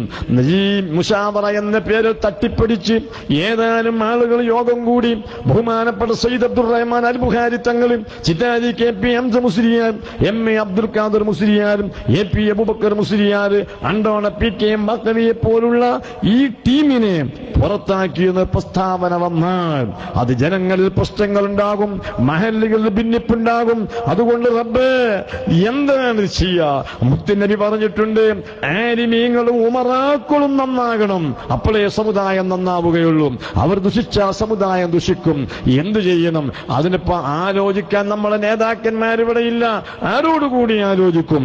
അപ്പോൾ ബഹുമാനപ്പെട്ട TC മുഹമ്മദ് മുസ്ലിയാരെടുത്ത ധീരമായ തീരുമാനമാണ്, മറ്റന്നാൾ എന്ന് ഇവർ തീരുമാനിച്ച മീറ്റിംഗ് നടക്കാൻ പാടില്ല. സമുദായത്തിന്റെ വിശാലമായ താല്പര്യമോർത്തുകൊണ്ട് ആ യോഗം നടക്കാൻ പാടില്ല. അതുകൊണ്ട് ഒരു വക്കീലുമായി കൂടിയാലോചിച്ചു. ആ വക്കീല് 15 ഹൈക്കോടതിയിൽ നിന്ന് AP ഉസ്താദില്ലാതെ, MA ഉസ്താദില്ലാതെ, ഉള്ളാൾ തങ്ങൾ പാപ്പാനെ അറിയിക്കാതെ വിളിച്ചു ചേർത്ത ഈ മീറ്റിംഗ് സ്റ്റേ ചെയ്യാൻ വേണ്ടി ഒരു വക്കീലിനെ ഏൽപ്പിച്ചു. ആ വക്കീല് ഹൈക്കോടതിയിൽ അപേക്ഷ കൊടുത്തപ്പോൾ ഈ വിളിക്കപ്പെട്ട മീറ്റിംഗ് 15 ദിവസത്തേക്ക് സ്റ്റേ ചെയ്തു. ഇതാണ് സംഭവം. 15 ദിവസത്തേക്ക് സ്റ്റേ ചെയ്തു. എന്നിട്ട് എന്താണ് ഈ TC മുഹമ്മദ് മുസ്ലിയാരുടെ നേതൃത്വത്തിൽ അന്ന് നമ്മൾ ചെയ്തത് എന്താണെന്നറിയോ നിങ്ങൾ? നമ്മളിവിടെ ചെയ്തത്, നമ്മളെ കടലാന്തരിയിലുണ്ട് ഒരു പരീക്കുട്ടി ഹാജി, നല്ല മനുഷ്യനായി ഇന്നും അദ്ദേഹം ജീവിക്കുന്നുണ്ട്. അദ്ദേഹം ഈ രാഷ്ട്രീയ കക്ഷി അനുകൂലിക്കുന്ന ആളാണ്. യത്തീംഖാന കൺട്രോൾ ബോർഡിന്റെ ചെയർമാനാണ്. അദ്ദേഹത്തെ സമീപിച്ചു. അടുത്തുള്ളൊരു കാരണവർ എന്നുള്ളവർക്ക് സങ്കടപൂർവ്വം പറഞ്ഞു, നമുക്ക് ഈ വിഷയത്തിന് തീരുമാനം വേണം. ആലിമീങ്ങൾ തമ്മിൽ ചെറിയ പ്രശ്നം. എന്താ പ്രശ്നം? ഇസ്ലാം മത വിദ്യാഭ്യാസ ബോർഡിന്റെ മീറ്റിംഗിൽ സമസ്തന്റെ സെക്രട്ടറി എഴുന്നേറ്റ് പറഞ്ഞിരിക്കുകയാണ്, മുജാഹിദ് ജമാഅത്തെ ഇസ്ലാമി പോലുള്ള പുത്തൻവാദികളോട് സലാം പറയാൻ പാടില്ല എന്ന ഭാഗം നമ്മുടെ പുസ്തകത്തിൽ നിന്ന് ഒഴിവാക്കണം. അത് പറഞ്ഞപ്പോ താജുൽ ഉലമ എഴുന്നേറ്റുകൊണ്ട്, ശൈഖുന അത് അങ്ങ് പറയാൻ പാടില്ല, അത് പറഞ്ഞാ പിന്നെ നമ്മളെ അഖീദ പോയില്ലേ എന്ന് പറഞ്ഞപ്പോ, തങ്ങളെ പരിപാടിയിൽ ഇനി തങ്ങളുള്ള പരിപാടിക്ക് ഇന്നെ വിളിക്കാൻ പാടില്ല. അങ്ങനെ വിള്ളലുണ്ടാക്കി വിഘടനങ്ങൾ നടത്തിയ ആ സെക്രട്ടറി തന്നെയാണ് അടിയന്തരമായി ഇത്തരം ആരോഗ്യങ്ങളുടെ പേരിൽ മുശാവറ അടിയന്തരമായി രാഷ്ട്രീയ കക്ഷിയുടെ തിട്ടൂരത്തിന് വേണ്ടി വിളിച്ച് പുറത്താക്കാൻ വേണ്ടി തീരുമാനിക്കുന്നത്. ആ മീറ്റിംഗ് 15 ദിവസത്തേക്ക് സ്റ്റേ ചെയ്ത ശേഷം നമ്മളെ ആലിമീങ്ങളും പരീക്കുട്ടി ഹാജിയുമായി ബന്ധപ്പെട്ടു. പിന്നെ കാസർഗോഡ് നമുക്ക് മാലിക്കുമെന്ന് ദീനാറ് സ്ഥാപനങ്ങളുടെ ആ മഹലിന്റെ പ്രസിഡന്റ് കൂടിയായ KS അബ്ദുള്ള സാഹിബ്, അദ്ദേഹവും ഈ രാഷ്ട്രീയ കക്ഷിയുടെ ഉന്നതാധികാരി സമിതി മെമ്പറാണ്, കാസർഗോഡിന്റെ പ്രസിഡന്റാണ്, പക്ഷെ ദീനിയായ മാന്യനാണ്. അദ്ദേഹത്തെ സമീപിച്ചു. ഈ രണ്ട് ആജിമാര്, ഈ ആലിമീങ്ങൾ തമ്മിലുള്ള പ്രശ്നം പരിഹരിക്കാഞ്ഞാൽ മഹലിൽ കലാപമുണ്ടാകുമല്ലോ. ഇതിനൊരു പരിഹാരമാണ്. എന്താ പരിഹാരം? ഇത് ചർച്ച ചെയ്യണമെങ്കിൽ വേണം AP ഉസ്താദ് വരിക, MA ഉസ്താദ് വരിക. അങ്ങനെ അവരുമായി ബന്ധപ്പെട്ടു. അവരെ ഗൾഫ് പര്യടനം വെട്ടിച്ചുരുക്കി. അവർ 2 ദിവസത്തിന്റെ ഉള്ളിൽ തന്നെ ബോംബെയിൽ വന്നിറങ്ങി. അവിടെ നിന്ന് അവർ വാഹനമാർഗം കോഴിക്കോട് വന്ന് KS അബ്ദുള്ളയും പരീക്കുട്ടി ഹാജിയുമായി സംസാരിച്ചു. മഹാനായ താജുൽ ഉലമനെ ബോംബെയിൽ നിന്ന് ഇവർ കോഴിക്കോട് എത്തുമ്പോഴേക്കും താജുൽ ഉലമനെ കോഴിക്കോട്ട് എത്തിച്ചു. താജുൽ ഉലമ ഒരൊറ്റ നിർദ്ദേശം വെച്ചു. എന്താ നിർദ്ദേശം? ഞങ്ങൾക്ക് യാതൊരു ഡിമാൻഡുമില്ല, ഈ അബൂബക്കർ മുസ്ലിയാരുമായി ഒത്തൊരുമിച്ച് സഹകരിച്ചു പോകണം. എന്റെ ഉസ്താദുമായിട്ടുള്ള ഒരു ആരോഗ്യം ഉണ്ടായിട്ടുണ്ട്, ആ ആരോഗ്യം തീർക്കണം. എന്താ ആരോഗ്യം? മുജാഹിദ് ജമാഅത്ത് പോലുള്ള പുത്തൻ പ്രസ്ഥാനക്കാരോട് സലാം പറയരുത് എന്ന പാഠഭാഗം പുസ്തകത്തിൽ പാടില്ല എന്ന് പറഞ്ഞപ്പോ ഞാൻ അതിനെ എല്ലാം ബഹുമാനവും നിലനിർത്തിക്കൊണ്ട് ഞാൻ അത് പാടില്ല എന്ന് പറഞ്ഞതാണല്ലോ ഇപ്പൊ ഈ ആരോഗ്യത്തിന്റെ കാരണം. അതുകൊണ്ട് ശൈഖുനയുമായി ഒന്ന് സംസാരിച്ച് ആ വിഷയത്തിനൊരു പരിഹാരം കാണണം എന്ന് ബഹുമാനപ്പെട്ട തങ്ങളവറുകൾ ഇവരെ മുന്നിൽ വെക്കുകയാണ്. ഇങ്ങനെയാണെങ്കിൽ എന്താ പ്രശ്നങ്ങളൊന്നുമില്ലല്ലോ, അത് നമുക്ക് ചർച്ച ചെയ്ത് പരിഹരിക്കാലോ, ഇത് പെട്ടെന്ന് തീർക്കാന്നുള്ള നിലക്ക് ഈ 2 ആജിമാരും അന്നത്തെ സെക്രട്ടറിയുടെ ഹൗസിൽ പോയി ചർച്ച നടത്തിയപ്പോൾ അദ്ദേഹം പറഞ്ഞ മറുപടി, പന്ത് എന്റെ കോർട്ടിലല്ല, മലപ്പുറത്ത് പോകണം, അവിടെ ഒരു സാഹിബിനെയും ഒരു തങ്ങളെയും കാണണം, അവർ പറയും പോലെ കാര്യങ്ങൾ നടക്കുകയുള്ളൂ. സഹോദരന്മാരെ, അന്ന് ആ ചർച്ച അവരെത്തി എന്നപ്പോൾ കേൽപ്പത്തി ഏജ് 76 75 മാറ്റിക്കൊടുക്കണമെന്ന് പറഞ്ഞിരിക്കുന്നു. കേൽപ്പത്തി 80 ഏജ് എന്നറിയില്ല, 76 75 വണ്ടി നമ്പർ മാറ്റിക്കൊടുക്കണം. നിങ്ങൾ ആലോചിക്കണം, പണ്ഡിതന്മാരിവിടെ ആരെ പിന്നിലാവുകയാണ്, ആരെ കാലിന്റെ ചുവട്ടിലാവുകയാണ്? രാഷ്ട്രീയക്കാരന്റെ കാലിൽ ചുവട്ടില്. അങ്ങനെ ഇവർ പോയി, ഈ 2 വീട്ടിലും ഈ ആജിയന്മാര് പോയി.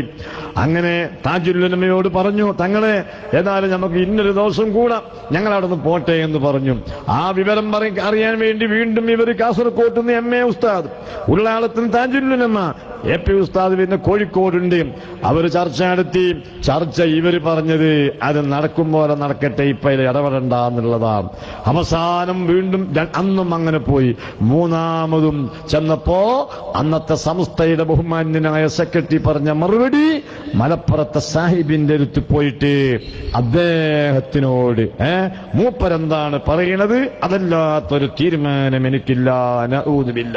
ആ സമയത്ത് MA ഉസ്താദിനെ കൂട്ടിപ്പിടിച്ച് പൊട്ടിക്കരഞ്ഞുകൊണ്ട് ഈ നാടനായ KS അബ്ദുള്ള കരഞ്ഞു. ഉസ്താദ്, ഇത് എനിക്കൊന്നും ചെയ്യാൻ കഴിയുകയില്ല, ഇനി അള്ളാഹുവിന്റെ ഖളാ എന്താണ് അങ്ങനെ വരിക എന്നല്ലാതെ ഇതിന് ആരും ഇതിന് മധ്യസ്ഥത നടക്കാൻ സാധ്യമല്ല, കഴിയില്ല എന്ന് പറഞ്ഞു.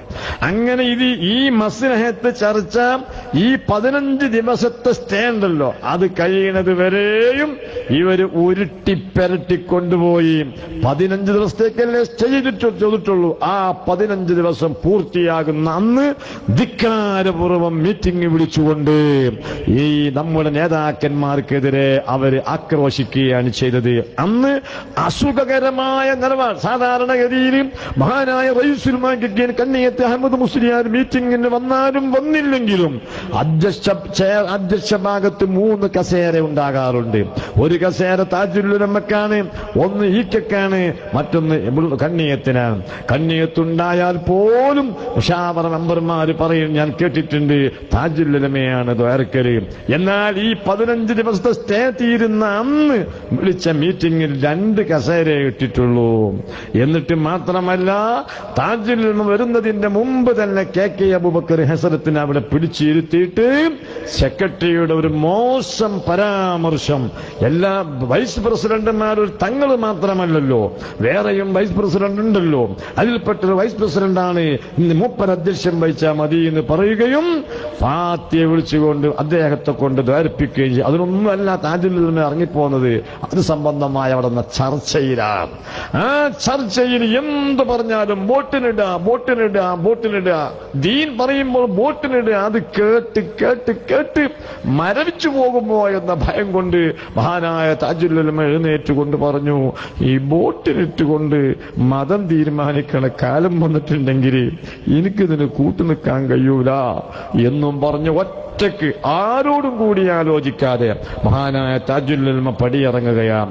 താജുൽ ഉലമ എഴുന്നേറ്റത് കൊണ്ട് കാസർഗോഡ് കാഞ്ഞങ്ങാട് സംയുക്ത കാളി അന്നത്തെ ഏറ്റവും വലിയ പണ്ഡിതനായ ബഹുമാനപ്പെട്ട PA അബ്ദുള്ള മുസ്ലിയാർ ആ മുശാവറിൽ നിന്ന് ഇറങ്ങി കീപ്പോട്ട് നിന്നു. അതുപോലെ തന്നെ ഈ കൊടുവള്ളി പ്രദേശങ്ങൾ നിരവധി പള്ളിയുടെ ഖാദിയായ സൈനുൽ ഉലമ അണ്ടോണ അബ്ദുള്ള മുസ്ലിയാരും താജുൽ ഉലമയെ അനുഗമിച്ച് ഇറങ്ങി. ആ ഇറങ്ങിയ കൂട്ടത്തിൽ നിങ്ങൾ നോക്കൂ, ബഹുമാനപ്പെട്ട MV മാനുപ്പ മുസ്ലിയാർ മണ്ണാർക്കാട് ഏരിയകളിൽ 100 കണക്കിന് മഹല്ലുകളെ ഖാദിയായ MV മാനുപ്പ മുസ്ലിയാർ ഇറങ്ങി. ആ കൂട്ടത്തിൽ ബഹുമാനപ്പെട്ട നൂറുൽ ഉലമയും ബഹുമാനപ്പെട്ട കെൻസുൽ ഉലമയും ബഹുമാനപ്പെട്ട അണ്ടോണ PKM ബാക്കവിയാണ് ആ കൂട്ടത്തിൽ ചെറുപ്പക്കാരും. അവരും ഇറങ്ങിയ കൂട്ടത്തിൽ ബഹുമാനപ്പെട്ട AP ഉസ്താദ്. അങ്ങനെ 11 പേര് അന്ന് ന്യായത്തിനും നീതിക്കും വേണ്ടി ഇറങ്ങിപ്പോന്നു. നോക്കൂ, ഇന്ന് ഈ പ്രസ്ഥാനം അങ്ങനെ ഒരു നിലപാടെടുത്തില്ലായിരുന്നെങ്കിൽ ഇന്നിപ്പോ എന്താണ് ദീനിന്റെ അവസ്ഥ? എന്തിനാണ് സമസ്ത കേരള ജമിയത്തുൽ ഉലമ രൂപീകരിച്ചത്? ഹഖായദീൻ സുന്നത്തിയമായിട്ടാണ്. അത് പ്രചരിപ്പിക്കാനും അത് നിലനിർത്താനുമല്ലേ. എന്നാൽ ഈ തറുക്കിൽ മുബാരാത്ത് പഠിപ്പിച്ചുകൊണ്ട് പുത്തൻ പ്രസ്ഥാനക്കാർക്കെതിരെ ശക്തമായ നിലപാട് സ്വീകരിച്ചുകൊണ്ടാണ് ജനങ്ങളെ ഈമാൻ സമസ്ത കേരള ജമിയത്തുൽ ഉലമ ഇവിടെ നിലനിർത്തിയത് എങ്കിൽ ആ ദീനിനെതിരെ നീങ്ങി 80 കൊല്ലം ദീനിനെതിരെ പ്രവർത്തിച്ച് നമ്മെ കാഫിറാക്കി ജീവിച്ച് 80 വയസ്സ് കഴിഞ്ഞ് മരിച്ചപ്പോ ആ വഹാബി മൗലവിയുടെ മയ്യത്ത് കാണാൻ അതാ വരുന്ന മുസാവറന്റെ വൈസ് പ്രസിഡന്റ്. നിങ്ങൾ ആലോചിക്കണം, മുസാവറയാക്കിയിരിക്കുന്നു അവര്. അതിന്റെ വൈസ് പ്രസിഡന്റ് വരിക. എന്നിട്ട് ഈ മയ്യത്ത് ഇത് കേട്ടപ്പം മലപ്പുറത്തെ പത്രപ്രവർത്തകർക്ക് അത്ഭുതം. എന്ത്, ഈ സമസ്തന്റെ വൈസ് പ്രസിഡന്റ് 80 കൊല്ലം സുന്നത്തി ജമാഅത്തിനെ എതിർത്ത ഒരു മൗലവി മരിച്ചിട്ട്, സംസ്ഥാന സെക്രട്ടറി മരിച്ചിട്ട് മയ്യത്ത് സന്ദർശിക്കാൻ പോയോ? പത്രക്കാരും കൂടെ പോന്നു. ഈ മയ്യത്ത് കണ്ട് ഇയാൾ പുറത്തിറങ്ങുമ്പോ ടെലിവിഷൻ ചാനലുകൾ വളഞ്ഞപ്പോൾ ഇദ്ദേഹം പറയുകയാണ്, ഈ നഷ്ടം അടുത്ത കാലത്തൊന്നും നമുക്ക് പരിഹരിക്കാൻ കഴിയില്ല. നിങ്ങൾ ആലോചിക്കണം, അള്ളാഹുവിന്റെ ഹബീബിനെ കൊച്ചാക്കി കളയുന്ന EK ഹസൻ മുസ്ലിയാർ വഫാത്താകുന്ന സമയത്ത് നീ കാഫിറാണ്, ഷഹാദത്ത് കലിമ ചൊല്ലിയാ രക്ഷപ്പെട്ടേക്കാം എന്ന് പറഞ്ഞ് കത്തുകൊടുത്ത ഒരു പ്രസ്ഥാനത്തിന്റെ സെക്രട്ടറി അന്ത്യശ്വാസം വലിച്ചു കിടക്കുമ്പോ സമസ്തന്റെ പേരിൽ അതിന്റെ വൈസ് പ്രസിഡന്റ് സന്ദർശിക്കുന്ന ഒരു രംഗം വന്നാൽ ഇന്ന് നിങ്ങൾ നോക്കൂ. അന്ന് നമ്മള് TC മുഹമ്മദ് മുസ്ലിയാരും ഈ രൂപത്തിലുള്ളൊരു നിലപാട് സ്വീകരിച്ചിരുന്നില്ല എങ്കിൽ, താജുൽ ഉലമ ഈ രൂപത്തിൽ ഒരു നേതൃത്വം നൽകിയില്ലായിരുന്നെങ്കിൽ ഇന്നെവിടെ സഹോദരന്മാരെ ദീന്? ഇന്ന് ആ ദീന് എന്ന സംഗതി ഉണ്ടാകുമോ? രാഷ്ട്രീയക്കാരൻ എന്തു പറയുന്നു അതാവിനെ ദീന്. ഞാൻ ഓർക്കുകയാണ്, മഹാനായ സയ്യിദ് അബ്ദുറഹ്മാൻ ബാഫക്കി തങ്ങൾ ബഹുമാനപൂർവ്വം നമ്മൾ അദ്ദേഹത്തെ ഖായിദുൽ ഖൗം എന്നാണ് പറയുന്നത്. അദ്ദേഹം സമുദായത്തിന്റെ ഖായിദ് തന്നെയായിരുന്നു. അദ്ദേഹം നിങ്ങൾ നോക്കൂ, പക്ഷേ പണ്ഡിതനായിരുന്നില്ല. അദ്ദേഹത്തെ മുഷാവറയിൽ ഒരു മെമ്പറാക്കണമെന്ന് അന്ന് ചില ആളുകൾ ആവശ്യപ്പെട്ടപ്പോൾ ബഹുമാനപ്പെട്ട കെ സദഖത്തുള്ള മുസ്ലിയാർ സമസ്തന്റെ പ്രസിഡന്റാണ്. അദ്ദേഹം ചോദിച്ചു, എന്ത് നിലക്കാണ് അദ്ദേഹത്തെ മെമ്പറാക്കുന്നത്? സയ്യിദ് എന്ന നിലക്കാണോ? എങ്കിൽ ഇത് സയ്യിദന്മാരുടെ സംഘടനയല്ല, ഇത് ആലിമീങ്ങളെ സംഘടനയാണ്. അതിന് ഇതിന്റെ ഭരണഘടന ജനറൽ ബോഡി വരെ വെച്ചിരിക്കുന്ന ഒരു തത്വസംഹിത മാർഗമുണ്ട്. അതെന്താണ്? അൽഫയും ഫത്തുൽ മുഈനും ഒരു കുരുത്തവും പൊരുത്തവുമുള്ള ഉസ്താദിൽ നിന്ന് ഓതി പഠിച്ചവരെ ഇതിന്റെ ജനറൽ ബോഡി മെമ്പർമാരാവുകയുള്ളൂ എന്ന്. അതുകൊണ്ട് ഇത് വേറെ എന്തെങ്കിലും മാനദണ്ഡത്തിന്റെ പേരിൽ ചെയ്യേണ്ട കാര്യമല്ല എന്ന് പറഞ്ഞു. അങ്ങനെ അവസാനം വീണ്ടും വീണ്ടും സമ്മർദ്ദം വന്നപ്പോ ബഹുമാനപ്പെട്ട കെ സദഖത്തുള്ള മൗലവി ചോദിച്ചു, ഇത് ഒരു രാഷ്ട്രീയ പാർട്ടിയുടെ പ്രസിഡന്റ് എന്ന നിലക്കാണ് ഈ അവകാശം വരുന്നത്, ആ വാദം വരുന്നത്. എന്നാൽ തങ്ങളെ സംബന്ധിച്ചിടത്തോളം ആലിമല്ലെങ്കിലും അദ്ദേഹം ദീനിന് വലിയ ഉന്മേഷമുള്ള ആളും ആലിമീങ്ങളൊപ്പം നിൽക്കുന്ന ആളുമാണ്. എന്നാൽ ഇന്ന് ഒരു ഒറ്റപ്പെട്ട കേസായി ക്ഷണിച്ചാൽ ഇതൊരു സ്റ്റാറ്റോസ്കയായി നിലനിർത്തി ഈ രാഷ്ട്രീയ പാർട്ടിയുടെ സംസ്ഥാന പ്രസിഡന്റിനെ എക്കാലത്തും മുശാവറയിൽ ഉൾപ്പെടുത്തേണ്ടതായ കീഴ്വഴക്കം ആരെങ്കിലും പറഞ്ഞാൽ അന്നെന്തു ചെയ്യുമെന്ന് കെ സദഖത്തുള്ള മുസ്ലിയാർ ചോദിച്ചു. യഥാർത്ഥത്തിൽ കെ സദഖത്തുള്ള മുസ്ലിയാർ സമസ്ത വിടാൻ സ്പീക്കർ എന്നതൊരു നിമിത്തം എന്ന് മാത്രമേ ഉള്ളൂ. ഏതാണ്ട് പ്രധാനമായ കാരണം ഇതാണ്. 65 മുമ്പ് ഇതേ രാഷ്ട്രീയ കക്ഷി കമ്മ്യൂണിസ്റ്റ് മാർക്സിസ്റ്റ് ദീനീ വിരുദ്ധ പ്രസ്ഥാനമാണെന്ന് പറഞ്ഞൊരു ഫത്വ വേണമെന്ന് പറഞ്ഞ് ഈ രാഷ്ട്രീയ കക്ഷി തങ്ങന്മാരുടെ നേതൃത്വത്തിൽ വണ്ടൂർ ദർശിച്ചെന്നു. കെ സദഖത്തുൽ ഉസ്താദിനെടുത്തി. ഉസ്താദ് അവിടെ ചോദിച്ചു, അല്ലയോ തങ്ങളെ, അല്ലയോ എന്റെ പ്രിയപ്പെട്ട സുഹൃത്തുക്കളെ, ഫത്വ ഞാൻ തരാം. ഏത് നിലയ്ക്ക് ഫത്വ തരാം? കമ്മ്യൂണിസം മതത്തിനെതിരാണ്, ആ നിലയ്ക്ക് നമ്മൾ സഹകരിക്കുന്ന ഫത്വ ഞാൻ തരാം. പക്ഷേ ഇന്നത്തെ കേരളത്തിലെ കമ്മ്യൂണിസം എന്ന് പറഞ്ഞാൽ പൊളിറ്റിക്കൽ സംഘടനയാണ്. അന്നലക്കായത് മാറിയില്ലേ? അതുകൊണ്ട് നിങ്ങൾ എനിക്ക് ഉറപ്പ് തരുമോ ഒരു കാലത്തും നിങ്ങൾ ഈ പ്രസ്ഥാനവുമായി അലയൻസിലാകൂല എന്ന്? അതിനവർക്ക് മറുപടിയില്ല. കെ സദഖത്തുള്ള മുസ്ലിയാർ ഫത്വ കൊടുത്തില്ല. കൃത്യം 2 കൊല്ലം കഴിഞ്ഞപ്പോ സങ്കര മന്ത്രിസഭ സ്പീക്കറാകണമെങ്കിൽ വരെ തൊപ്പിയൂരണമെന്ന നിർദ്ദേശം വെച്ചപ്പോ ആ മന്ത്രിസഭയിൽ നിന്ന് പിന്തുണ പിൻവലിച്ചിട്ട് EM ശങ്കരൻ നമ്പൂതിരിപ്പാടിനോടൊപ്പം ഇതേ തങ്ങന്മാരും ഇതേ പാർട്ടിക്കാരും ഇടതുപക്ഷ ജനാധിപത്യ മുന്നണിയായി. അത് അന്ന് കെ സദഖത്തുള്ള മുസ്ലിയാർ ചോദിച്ചു, ഇപ്പൊ ഫത്വ എവിടെ പോയി? അന്ന് രാഷ്ട്രീയക്കാർക്ക് ഒപ്പിച്ച് ഫത്വ തന്നിരുന്നെങ്കിൽ എന്താണ് സ്ഥിതി? ഇങ്ങനെ മനം മടുത്ത് കെ സദഖത്തുള്ള മുസ്ലിയാർ സമസ്തയിൽ നിന്ന് പോയി എന്ന് ആരെങ്കിലും പറഞ്ഞാൽ അത് തെറ്റാണ് എന്ന് പറയാൻ നമുക്ക് കഴിയുകയില്ല. അതിൽ ലൗഡ് സ്പീക്കറും കടന്നു വന്നു എന്ന് കൂട്ടി വായിച്ചാൽ മതി. ചുരുക്കത്തിൽ രാഷ്ട്രീയക്കാരെ ദുസ്വാധീനം കൊണ്ട് സമസ്തന്റെ ബാലൻസ് തെറ്റിച്ചുകൊണ്ടിരിക്കുകയായിരുന്നു. ആ ബാലൻസ് AP ഉസ്താദിന്റെ കാലത്ത് തെറ്റിക്കാൻ കഴിഞ്ഞില്ല. അതാണ് ഇവർക്ക് ഉസ്താദിനോടുള്ള വെറുപ്പ്. അതല്ലാതെ ഉസ്താദ് ചോദിച്ച മാതിരി എന്തു ദ്രോഹമാണ് സഹോദരന്മാരെ ഉസ്താദ് ചെയ്ത്. അപ്പോ ഒരു ചോദ്യണ്ട്, അങ്ങനെയാണെങ്കിൽ മൂപ്പര് AP ഉസ്താദ് മണ്ണാർക്കാട് നമ്മളെ സ്ഥാനാർത്ഥിനെ തോൽപ്പിക്കണമെന്ന് പറയാൻ പറ്റുമോ? എന്താ മൂപ്പര് പറഞ്ഞത് എന്നായി? എന്നാ ഞാൻ പറയട്ടെ, എവിടെ വെച്ചാ AP ഉസ്താദ് മണ്ണാർക്കാട് കാര്യം പറഞ്ഞത്? പത്രക്കാരോടാണോ പറഞ്ഞത്? സഹോദരിമാരെ, ഈ നാട്ടിൽ നിഷ്പക്ഷമതികളെ, ഇവിടെ ഏകദേശം 1 മണിക്കൂറോളം ഉസ്താദ് ഉണ്ടായല്ലോ, 10-30 മിനിറ്റ് പ്രസംഗിച്ചല്ലോ. ഇവിടെ എവിടെയെങ്കിലും വോട്ടിന്റെ കാര്യം പരാമർശിച്ചോ? പിന്നെ എന്തേ മണ്ണാർക്കാട് കടന്നു വന്നത്? എവിടുന്നാണത് പ്രസംഗിച്ചത്? മർക്കസിലെ പൂർവ്വ വിദ്യാർത്ഥികളോട് സംസാരിക്കുകയാണ്. ആയിരക്കണക്കിന് പൂർവ്വ വിദ്യാർത്ഥികൾ സംസാരിക്കുകയാണ്. ആ പൂർവ്വ വിദ്യാർത്ഥികളുടെ മീറ്റിംഗിൽ, കഴിഞ്ഞ മീറ്റിംഗുകളിലൊക്കെ തന്നെ മുന്നിൽ വന്നിരുന്ന ആളാണ് നൂറുദ്ദീൻ മർക്കസിലെ കുട്ടിയാണ്. അതുമാത്രമല്ല, സമ്പന്നനായ കുട്ടിയാണ്. അതുകൊണ്ട് ഉസ്താദിനെ എപ്പോഴും കാണാൻ വരികയും മർക്കസിന് സംഭാവന നൽകുകയും മർക്കസിന്റെ മീറ്റിംഗിൽ മുൻ സീറ്റിൽ തന്നെ ഇരിക്കുകയും ചെയ്യുന്ന ആ കുട്ടിയില്ലാത്ത ഒരു മീറ്റിംഗ്. സ്വാഭാവികമായും പഴയകാല ശിഷ്യന്മാരെയൊക്കെ ഓർത്തപ്പോ നൂറുദ്ദീൻ കടന്നു വന്നു. സ്വാഭാവികമായ ഒരു പിതാവ് വികാരഭരിതനാകുന്ന മാതിരി AP ഉസ്താദ് വികാരഭരിതനായി. അപ്പോൾ വന്ന ഒരു യാദൃച്ഛികമായ പരാമർശം മാത്രമാണത്. ആ പരാമർശത്തിന്റെ കാരണം എന്താണ്? നിങ്ങൾ നോക്കൂ, ഈ കൊലപാതകം നടത്തിയ കക്ഷികളെ ഇന്നും സഹായിക്കുകയും കൊലപാതകം കുടുംബപരമായ സംഘർഷമാണ് എന്ന് പറഞ്ഞുകൊണ്ട് നേരത്തെ അവിടെ കൊല ചെയ്യപ്പെട്ട ഒരാളുടെ 1-2 മക്കളെ ഇവര് നിങ്ങൾ നോക്കണം പ്രതികളാക്കി പോലീസിൽ എഴുതി കൊടുക്കുക. എന്റെ മണ്ഡലത്തിലല്ല എന്ന് പറയുന്നു. എന്റെ മണ്ഡലത്തിലല്ല, അതുകൊണ്ട് എനിക്കത് ബന്ധമില്ല. ഈ സഹോദരൻ മനസ്സിലാക്കണം. ഈ അടുത്ത് ഇവിടെ ഏറനാട് മണ്ഡലം രൂപപ്പെട്ടപ്പോഴാണ് പുതിയ മണ്ഡലം കോങ്ങാട് മണ്ഡലം വരുന്നത്. അതുവരെയും ഇത് മണ്ണാർക്കാട് മണ്ഡലത്തിലാണ്. എന്നാൽ ഇവരുടെ വീട് മാത്രം കോങ്ങാട് മണ്ഡലത്തിൽ പെട്ടു എന്നേ ഉള്ളൂ. ഇവരുടെ സർക്കിൾ മണ്ണാർക്കാടാണ്. മണ്ണാർക്കാട് പോലീസ് സ്റ്റേഷൻ പരിധിയിലാണ് ഈ വീട്. ഞങ്ങളെ വാദം എന്താണ്? ഞങ്ങളെ തെളിവെന്താണ്? ഈ പോലീസ് സ്റ്റേഷൻ ഈ MLA സ്വാധീനിച്ചു എന്നതാണ്. എന്നിട്ട് പണ്ടേതോ നടന്ന ഒരു കൊലപാതകത്തിന് 2 മക്കള് ഇതിൽ പ്രതിയായിട്ട് ഇവരെ എഴുതി കൊടുത്തതാണ്. പ്രതികളെ ഭാഗത്ത് നിന്നുള്ള പ്രതി ലിസ്റ്റിൽ ഇവരെ എഴുതി കൊടുത്തതാണ്. അല്ലാതെ പോലീസ് അന്വേഷിച്ച് കണ്ടെത്തിയല്ല. ഇവർ പറയാണ് പണ്ട് ഒരു മുഹമ്മദ് കൊല ചെയ്യപ്പെട്ടിരുന്നു, ആ മുഹമ്മദിന് 2 മക്കൾ ഇതിൽ പ്രതിയാണ്. 27 ആളുകളുണ്ട് പോലീസ് അറസ്റ്റ് ചെയ്തവർ. അതിൽ 2 പേര് നേരത്തെ കൊല ചെയ്യപ്പെട്ട മുഹമ്മദിന്റെ മക്കളാണ്.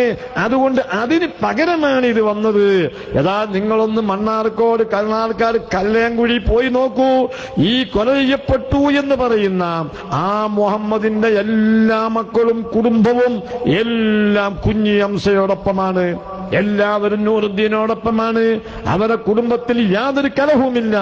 അപ്പോൾ നിഷ്ഠൂരമായി കൊലപ്പെടുത്തിയ പ്രതികളെ സംരക്ഷിക്കുന്നു എന്ന് മാത്രമല്ല, ആ കൊലപാതകം കുടുംബപരമായി ചിത്രീകരിച്ച് ഇന്നും ആ MLA നുണ പറയുന്നു.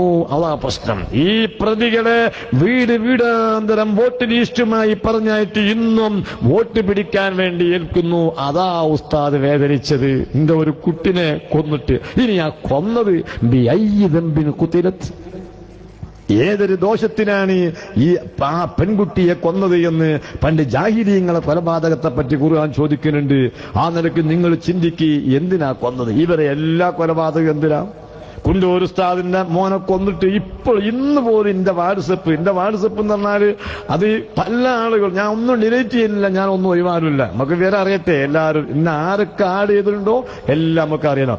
അങ്ങനെ നിങ്ങൾ നോക്കണം. ഓരോരുത്തർ ഇന്ന് എനിക്ക് ഷെയർ ചെയ്ത് അയച്ചതിലൊക്കെ ഒരു കള്ളുകുടിയൻ, ഒരു പെണ്ണുപിടിയൻ, അയാളെ കൊന്നതാവൊരു വലിയ കാര്യം. ഞാൻ ചോദിക്കട്ടെ, കള്ളുകുടിയനെ കൊല്ലാൻ ഇവർക്ക് ആരാണ് അധികാരം കൊടുത്തത്? പെണ്ണുകുടിയനെ കൊല്ലാൻ പെണ്ണുപിടിയനെ കൊല്ലാൻ ഇവർക്ക് ആരാണ് അധികാരം കൊടുത്തത്? കൊലപാതകം നടത്തുന്നു എന്ന് മാത്രമല്ല, പ്രതികളെ സംരക്ഷിക്കുന്നു എന്ന് മാത്രമല്ല, ഈ കൊലപാതകം നുണ പറഞ്ഞുകൊണ്ട് ഇവര് നമ്മെ സംസ്കാര വിരുദ്ധനായി ചിത്രീകരിക്കുന്നു. എത്ര വലിയ അപകടമാണത്! എന്താണ് കുഞ്ഞുവിന്റെ കൊലപാതകത്തിന് നിമിത്തം നിങ്ങൾ അറിയണം. 1989 മെയ് മാസം 1-ാം തീയതിയാണ് ആ കൊലപാതകം നടക്കുന്നത്. മഹാനായ ബഹുമാനപ്പെട്ട താജുൽ ഉലമ സയ്യിദ് അബ്ദുറഹ്മാൻ അൽ ബുഖാരി തങ്ങളുടെ നേതൃത്വത്തിൽ ഈ വഴിവേച്ച പോക്കിൽ മാനസികമായി നൊന്ത് ഇറങ്ങിപ്പോന്ന് സമസ്ത പുനഃസംഘടിപ്പിച്ച ആദ്യ സമയമാണത്. മഹാനായ ആശിഖുർ റസൂൽ കുണ്ടൂർ ഉസ്താദ്, അന്ന് ആ കുണ്ടൂരിലെ മുദരിസാണ് തിരൂരങ്ങാടി ബാപ്പ മുസ്ലിയാർ. 2 പേരും അന്ന് എന്ത് രസാ കൊണ്ടൂര് പോകാൻ നിരന്തങ്ങള്. അസറിന്റെ ശേഷം ചെന്നാൽ അവർ 2 ഇങ്ങനെ കവി ചൊല്ലിക്കൊണ്ടിങ്ങനെ ചിരിക്കും. ബാപ്പ മുസ്ലിയാർ കവിത ചൊല്ലിയാൽ കുണ്ടൂർ ഉസ്താദ് ചിരിച്ചു കേണ്ട അതിന് ശരിവെക്കും. കുണ്ടൂർ ഉസ്താദ് കവിത ചൊല്ലിയാൽ ബാപ്പ മുസ്ലിയാർ അതിനെ എസ് വെച്ചുകൊണ്ട് അങ്ങനെ വല്ലാത്തൊരു കാലഘട്ടമാണ്, അനുഗ്രഹീത കാലഘട്ടമാണ്. ഈ കൂട്ടായ്മയിൽ ഒരു ചർച്ച വന്നു. നമുക്ക് എന്താ നമ്മളെ തങ്ങപ്പാപ്പാക്കും AP ഉസ്താദിനൊരു സ്വീകരണമാണ് കൊടുത്താൽ എന്താണ് ഒരു ചർച്ച വരാം. ആ ചർച്ച പുരോഗമിച്ചു. അങ്ങനെ അത് ആദ്യത്തെ പണ്ഡിത സമ്മേളനമായി പ്രഖ്യാപിച്ചു. ഉസ്താദക്കാരുടെ വലിയ സന്തോഷമായി. താജ് ബഹുമാനപ്പെട്ട ആഷിഖുർ റസൂൽ കുണ്ടൂർ ഉസ്താദ് നിലപാടെന്തായിരുന്നോ? നിങ്ങൾ നമ്മളിപ്പോ SSLC A+ കിട്ടിയവർക്ക് സമ്മാനം കൊടുത്തില്ലേ? ഉസ്താദിന്റെ നിലപാട് അത് അംഗീകരിച്ചുകൊണ്ട് തന്നെ ദുഃഖത്തിലും പ്രയാസത്തിലും കഴിയുന്നവർക്ക് താങ്ങ് കൊടുക്കണം. അവിടെ ആ ഉസ്താദ് പ്രസന്റേഷനായിട്ട് വരാം. അങ്ങനെ തന്നെയാണ് മെഹറാജും. അള്ളാഹുവിന്റെ ഹബീബിന്റെ ചരിത്രത്തിൽ ഏറ്റവും മാനസിക സംഘർഷം, മനസ്സും മേനിയും ഒരുപോലെ വേദനിച്ച് ഉമ്മുഹാനിയുടെ വീട്ടിൽ കഴിയുന്ന സമയത്താണ് ആ വലിയ ആദരവ് കൊടുത്തത്. ഇതുപോലെ തന്നെ താജുൽ ഉലമായുടെ നേതൃത്വത്തിൽ നമ്മളെ ആലിമീങ്ങൾ പുനഃസംഘടിപ്പിച്ച ശേഷം അവർക്ക് വലിയ വരവേൽപ്പ് കൊടുക്കാൻ വേണ്ടി കുണ്ടൂർ ഉസ്താദും തിരൂരങ്ങാടി ബാപ്പ മുസ്ലിയാരും തീരുമാനിക്കുക. ആ തീരുമാനത്തിൽ മറ്റ് ആലിമീങ്ങൾ കൂടിക്കൊടുക്കുകയാണ്. എവിടെയാണ് വേദി? തിരൂരങ്ങാടി ബാപ്പ മുസ്ലിയാരെ വീട്ടിക്ക് പോകുന്ന വഴി. ആ വീട് കഴിഞ്ഞാൽ പിന്നെ വിശാലമായ വയലാണ്. ആ വയലിൽ നമുക്ക് പന്തലൊരുക്കാൻ തീരുമാനമായി. സ്വാഗത സംഘം രൂപീകരിച്ചു. ഒരു ബ്ലാക്ക് ആൻഡ് വൈറ്റ് നോട്ടീസ് അടിച്ചു. ഇന്നത്തെ മാതിരി കളർ പോസ്റ്റർ ഒന്നും അടിക്കാൻ വകുപ്പില്ല. അങ്ങനെ ആ നോട്ടീസ് അടിച്ചു.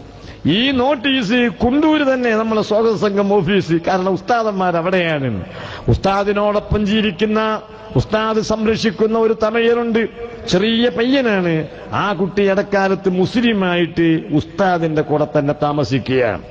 ഈ കുട്ടി എന്തു ചെയ്തു? ഒരു കൗതുകമെന്നോണം ഈ പണ്ഡിത കോൺഫറൻസിന്റെ ഏതാനും പോസ്റ്റർ ആരുടെയും പ്രേരണ കൂടാതെ കുണ്ടൂർ അങ്ങാടിയിൽ കൊണ്ടുപോയി പതിക്കുകയുണ്ടായി. അതിന്റെ പേരിൽ ഈ അണ്ണൻ പയ്യനെ നിഷ്ഠൂരമായി മർദ്ദിച്ച് അവശനാക്കി. അന്ന് നോൽമ്പ് 25, 89 മെയ് മാസം 1. അന്ന് റമദാൻ ഷെരീഫ് 25. നാളെ 27 രാവാണ്. കുഞ്ഞു ഉസ്താദിന്റെ ഖാദിമ്, ഉസ്താദിനോടൊപ്പം എല്ലാ സമയത്തും ഈ കുഞ്ഞുമാണ് ഖിദ്മത്തുണ്ടാകാൻ.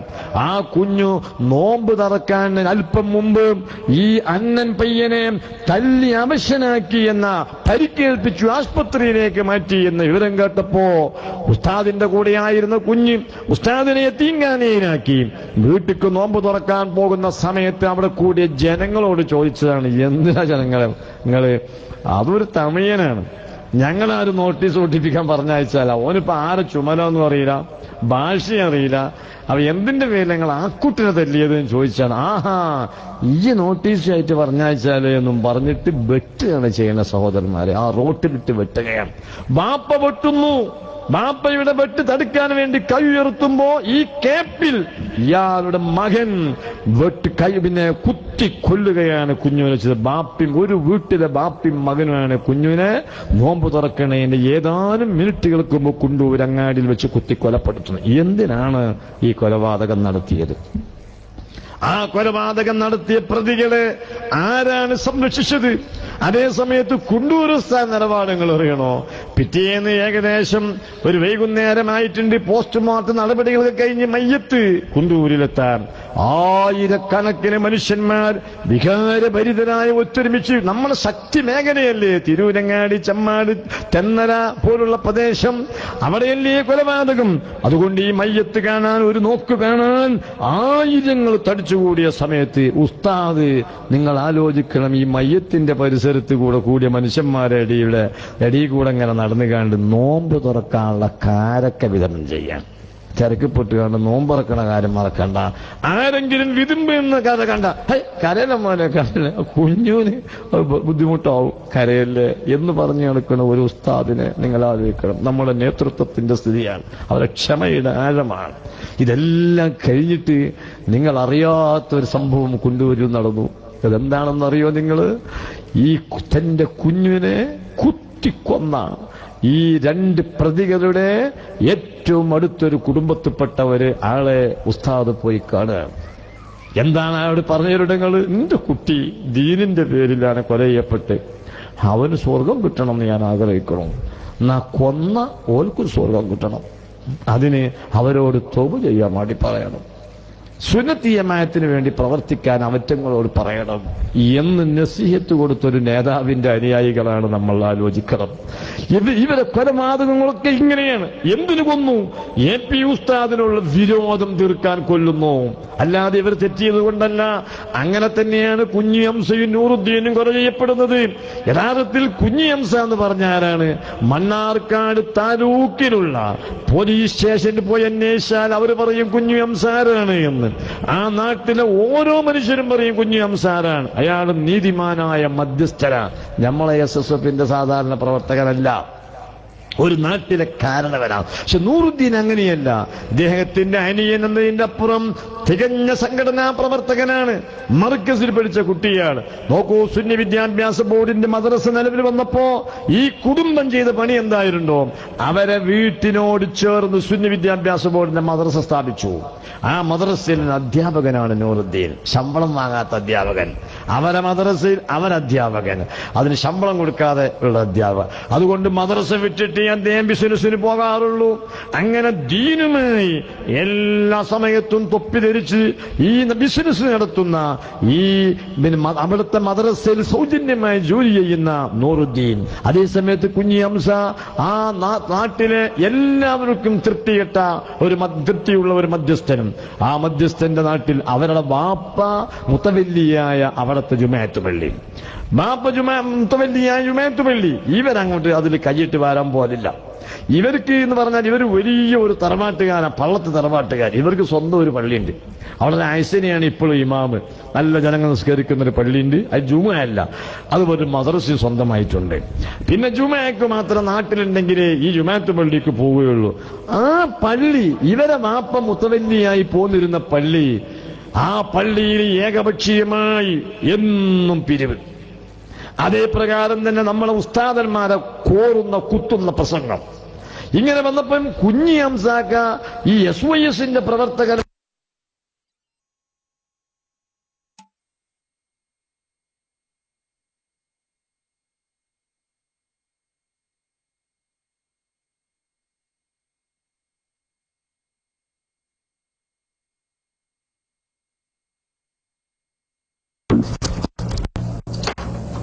അസ്സലാമു അലൈക്കും വറഹ്മത്തുള്ളാഹി. ശബ്ദം കേൾക്കാമോ സുഹൃത്തുക്കളെ?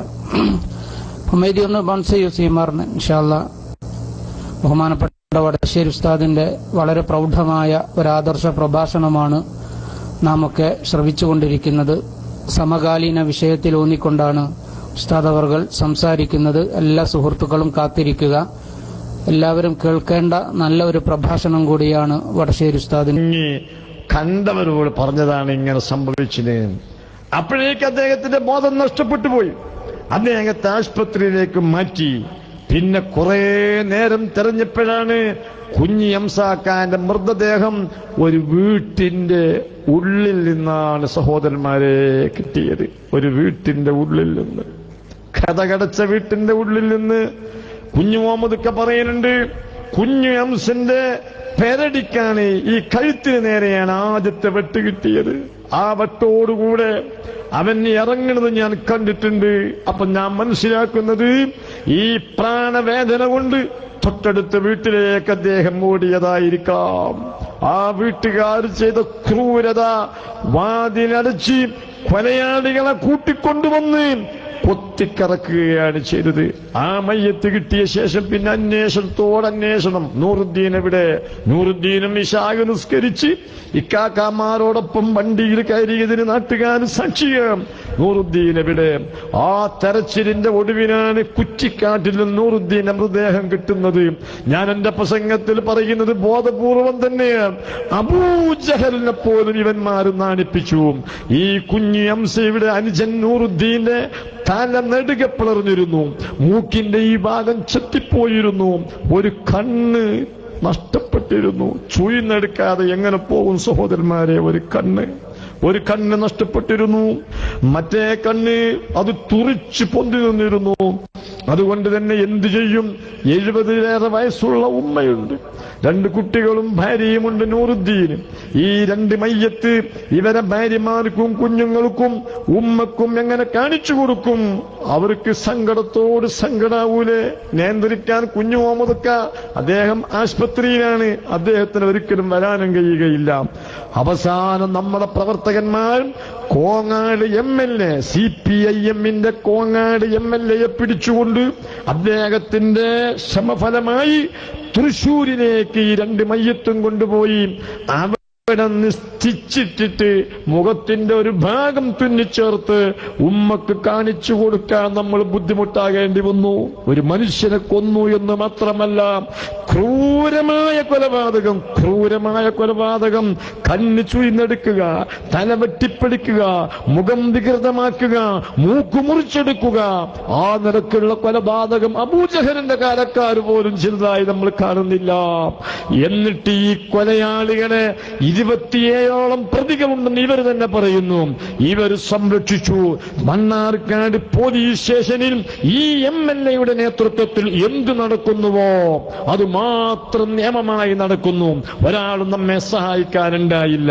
മാത്രമല്ല ഈ 5 കൊല്ലത്തിലിടക്ക് ഇതുവരെയും ഈ MLA നമ്മുടെ ഒരു പരിപാടിയിലും സംബന്ധിച്ചില്ല, നമ്മുടെ ഒരു പ്രവർത്തകനോട് മിണ്ടുക പോലും ചെയ്തില്ല. അതെല്ലാം കൂടെ അങ്ങോട്ട് ഓർത്തപ്പോ, ഈ നൂറുദ്ദീന്റെ മുഖവും ഓർത്തപ്പോ AP ഉസ്താദ് ഒരു വാക്കു പറഞ്ഞതാണ്. അതല്ലാതെ ഉസ്താദ് ഇന്നാക്ക് വോട്ട് ചെയ്യണം ചെയ്യണ്ട എന്ന് ഒരു കാലത്തും പറയാറില്ല. സഹായിക്കുന്നവരെ സഹായിക്കണം, അതുപോലെ സാധ്യതനെ പരാജയപ്പെടുത്തുന്നവരെ പരാജയപ്പെടുത്തണമെന്നല്ലാതെ യാഥാർത്ഥ്യങ്ങൾ നിങ്ങൾ മനസ്സിലാക്കണം.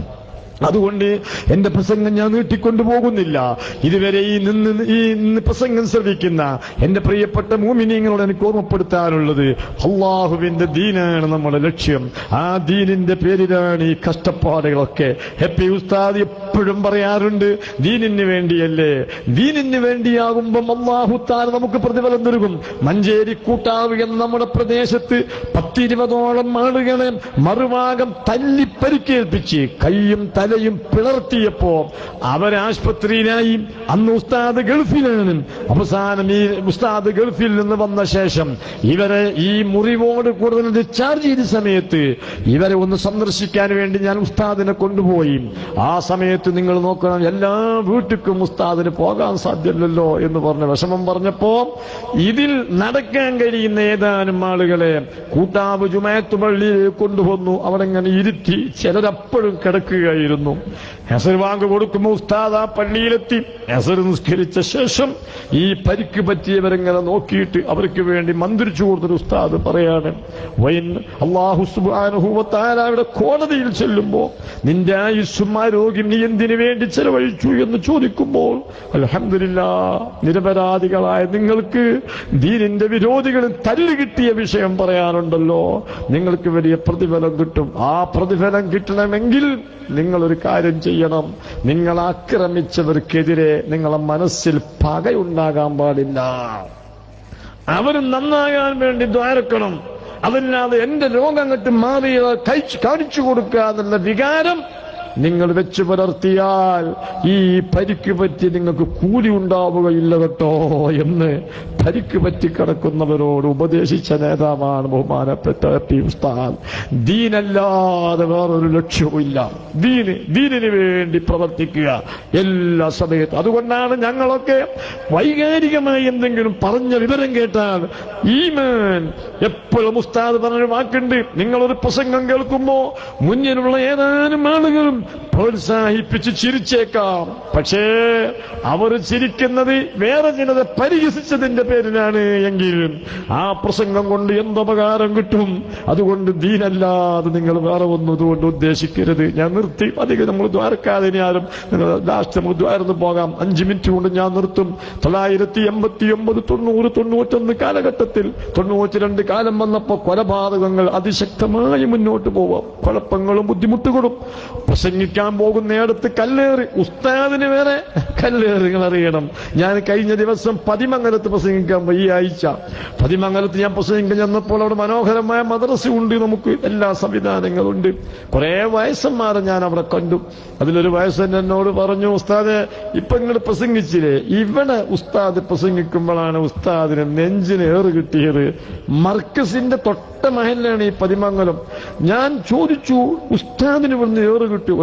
പ്രസംഗം കയ്യിലത് വരെ ഏറ്, എല്ലാ പ്രവർത്തകന്മാരും ഏറുകൊണ്ടു. ഉസ്താദിനെ നെഞ്ചത്ത് ഏറ് കിട്ടിയ സ്ഥലമാണ് ഇവിടെ. അവിടെയാണ് ഇങ്ങനെ നിന്ന് പ്രസംഗിക്കുന്നത്. ഇങ്ങനത്തെ ഒരു കാലഘട്ടം അവിടെ കഴിഞ്ഞുപോയി. അന്ന് നമുക്കൊക്കെ നിങ്ങൾ നോക്കൂ, ഞാൻ ഒരു ദിവസം ഉസ്താദിനെ പോയി കാണുകയാണ്. പ്രയാസം. കാരണം വീട്ടുകാർ പ്രസംഗിക്കാൻ പോകാൻ സമ്മതിക്കുന്നില്ല. മഹലിൽ പ്രസംഗിക്കാൻ ചെന്നാൽ തന്നെ നാട്ടുകാർക്ക് പ്രസംഗം കഴിഞ്ഞ് ഒറ്റയ്ക്ക് നമ്മളെ പറഞ്ഞയക്കാൻ ധൈര്യം കിട്ടുന്നില്ല. ഇനി അവിടെ ഉറങ്ങി രാവിലെ നമ്മൾ എഴുന്നേറ്റാൻ ബസ് കാത്തു നിൽക്കുമ്പോൾ പലരുടെയും പകച്ച മുഖവും നോട്ടവും നമുക്ക് പ്രയാസപ്പെടുന്നു. ആ വിഷയങ്ങളൊക്കെ ഉസ്താദിന്റെ ശ്രദ്ധയിൽപ്പെടുത്തപ്പോ പുഞ്ചിരിച്ചുകൊണ്ട് അവിടുന്ന് പറഞ്ഞു, എന്താ നിങ്ങൾ ഈ പറയുന്നത്? അള്ളാഹുവിന്റെ ദീന് ആകുമ്പം ഇങ്ങനെയൊക്കെ ഉണ്ടാവും. അള്ളാഹുവിന്റെ ദീനാകുമ്പോ പരീക്ഷണങ്ങൾ വരും. ആ പരീക്ഷണങ്ങളിൽ നമ്മെ സഹായിക്കേണ്ടവൻ അള്ളാഹുവാണ്.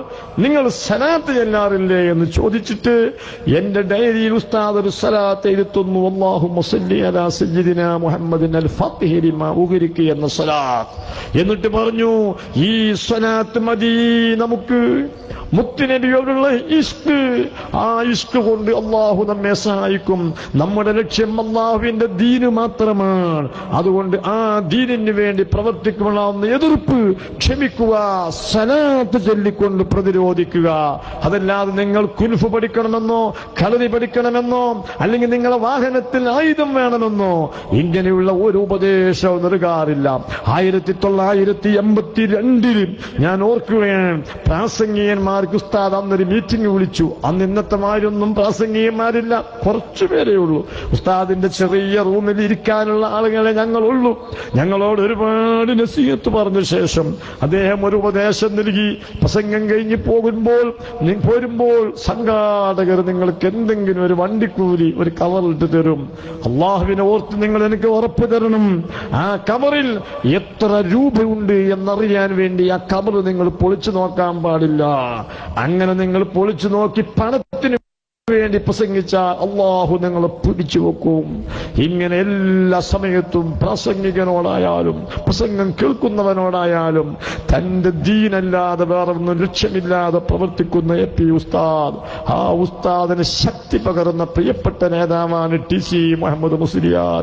പ്രിയപ്പെട്ട സഹോദരന്മാരെ, നേരം TC മുഹമ്മദ് മുസ്ലിയാരുടെ പ്രഭാഷണം വെള്ളാമ്പറത്ത് അദ്ദേഹം വേദ പറയാൻ ഞാൻ മോങ്ങത്തോതുകയാണ്. നോക്കൂ, 4 മണിക്കൊക്കെ ആ നോമ്പിന് TC മുഹമ്മദ് മുസ്ലിയാർ വേദ പറഞ്ഞിരുന്നു. 4 മണി വരെ. നിങ്ങൾക്ക് അത്ഭുതം തോന്നുന്നില്ലേ അത് ഉസ്താദിനെ പരിചയമില്ലാത്ത ആൾക്കാർക്ക്? അതുപോലെ എന്ത് ഷർത്താണ് ഒരു സ്ഥലത്ത് വേദന വന്നാൽ സ്ത്രീകളുടെ എന്തെങ്കിലും ഒരു അസർ എവിടെയെങ്കിലും ഉണ്ടായ അപ്പം മതിര് പോലെ പന്തല് കെട്ടിയിട്ട് അവരെ വേർതിരിച്ച് എന്നിട്ട് സദസ്സ് ശരിയാക്കിയിട്ടേ വേദ പറയുമായിരുന്നുള്ളൂ. എന്തുമാതിരി ഹൗഫുണ്ടാക്കുന്ന വേദ. അതിനോടൊപ്പം സംഘടനാ പ്രവർത്തകനായതുകൊണ്ട് ഉസ്താദിന് ശക്തി പകർന്നു. ആ TC മുഹമ്മദ് മുസ്ലിയാരെ ദർജ അല്ലാഹു വർദ്ധിപ്പിച്ചു കൊടുക്കുമാറാകട്ടെ. തിരക്കുള്ള എല്ലാവർക്കും തിരക്കുണ്ട്. TCക്ക് വേണ്ടി ഒന്ന് ദ്വാരക്കാതെ എങ്ങനെ നമ്മൾ പോവുക അല്ലേ? അതുകൊണ്ട് നിങ്ങളെല്ലാവരും എഴുന്നേറ്റ് കണ്ട് ഒന്ന് ഇങ്ങോട്ട് നിന്ന് ഇതിൽ ആരിമീങ്ങളുണ്ട്, സയ്യിദന്മാരുണ്ട്, ഒക്കെ എനിക്കറിയാം. നമ്മളേക്ക് ആയിരക്കണക്കിന് ആൾക്കാർ കേരള മലബാർ ഇസ്ലാമിക് ക്ലാസ് റൂമിലൂടെ ആയിരക്കണക്കിന് ആൾക്കാർ വിദേശത്ത് നിന്ന് വേദ കേൾക്കുന്നുണ്ട്. അവർക്കും വേണ്ടി, പ്രത്യേകിച്ച് ഗൾഫുകാർക്ക് വേണ്ടി നമ്മൾ ദ്വാരക്കാണ്. മരിച്ചവർക്ക് വേണ്ടി TC ഉസ്താദിന് മുന്നിൽ ഫാത്തിഹ, എന്ത് തിരക്കുണ്ടെങ്കിലും TC മുഹമ്മദ് മുസ്ലിയാർക്ക് ഒരു ഫാത്തിഹ ദ്വാരക്കാനുള്ള ആൾക്കാർ എല്ലാവരും ഇങ്ങോട്ട് വരട്ടെ. എല്ലാ ആൾക്കാരും ഒന്നുകൊണ്ട് വരുന്ന തിങ്കളാഴ്ച 10-ാം തീയതി ചൊവ്വാഴ്ച വൈകുന്നേരം 6 മണിക്ക് കായലം പള്ളിത്തായത്ത് വഹാബ് സത്തായി മമ്പാട് പ്രസംഗിക്കുന്നു. ഇൻഷാ അല്ലാഹ് 10-ാം തീയതിയാണ്, ചൊവ്വാഴ്ചയാണ്. മാതിരി നിസ്കരിച്ചോളാം എല്ലാവരും. TC ആ റോട്ടിൽ നിൽക്കുന്ന ആൾക്കാർക്ക് ഒന്ന് ഇങ്ങോട്ട് ഇതിലും വരാൻ പറ്റും, ഇങ്ങോട്ട് വരാൻ പറ്റും. ഇങ്ങനെ ഇങ്ങോട്ട് ഇൻഷാ അല്ലാഹ്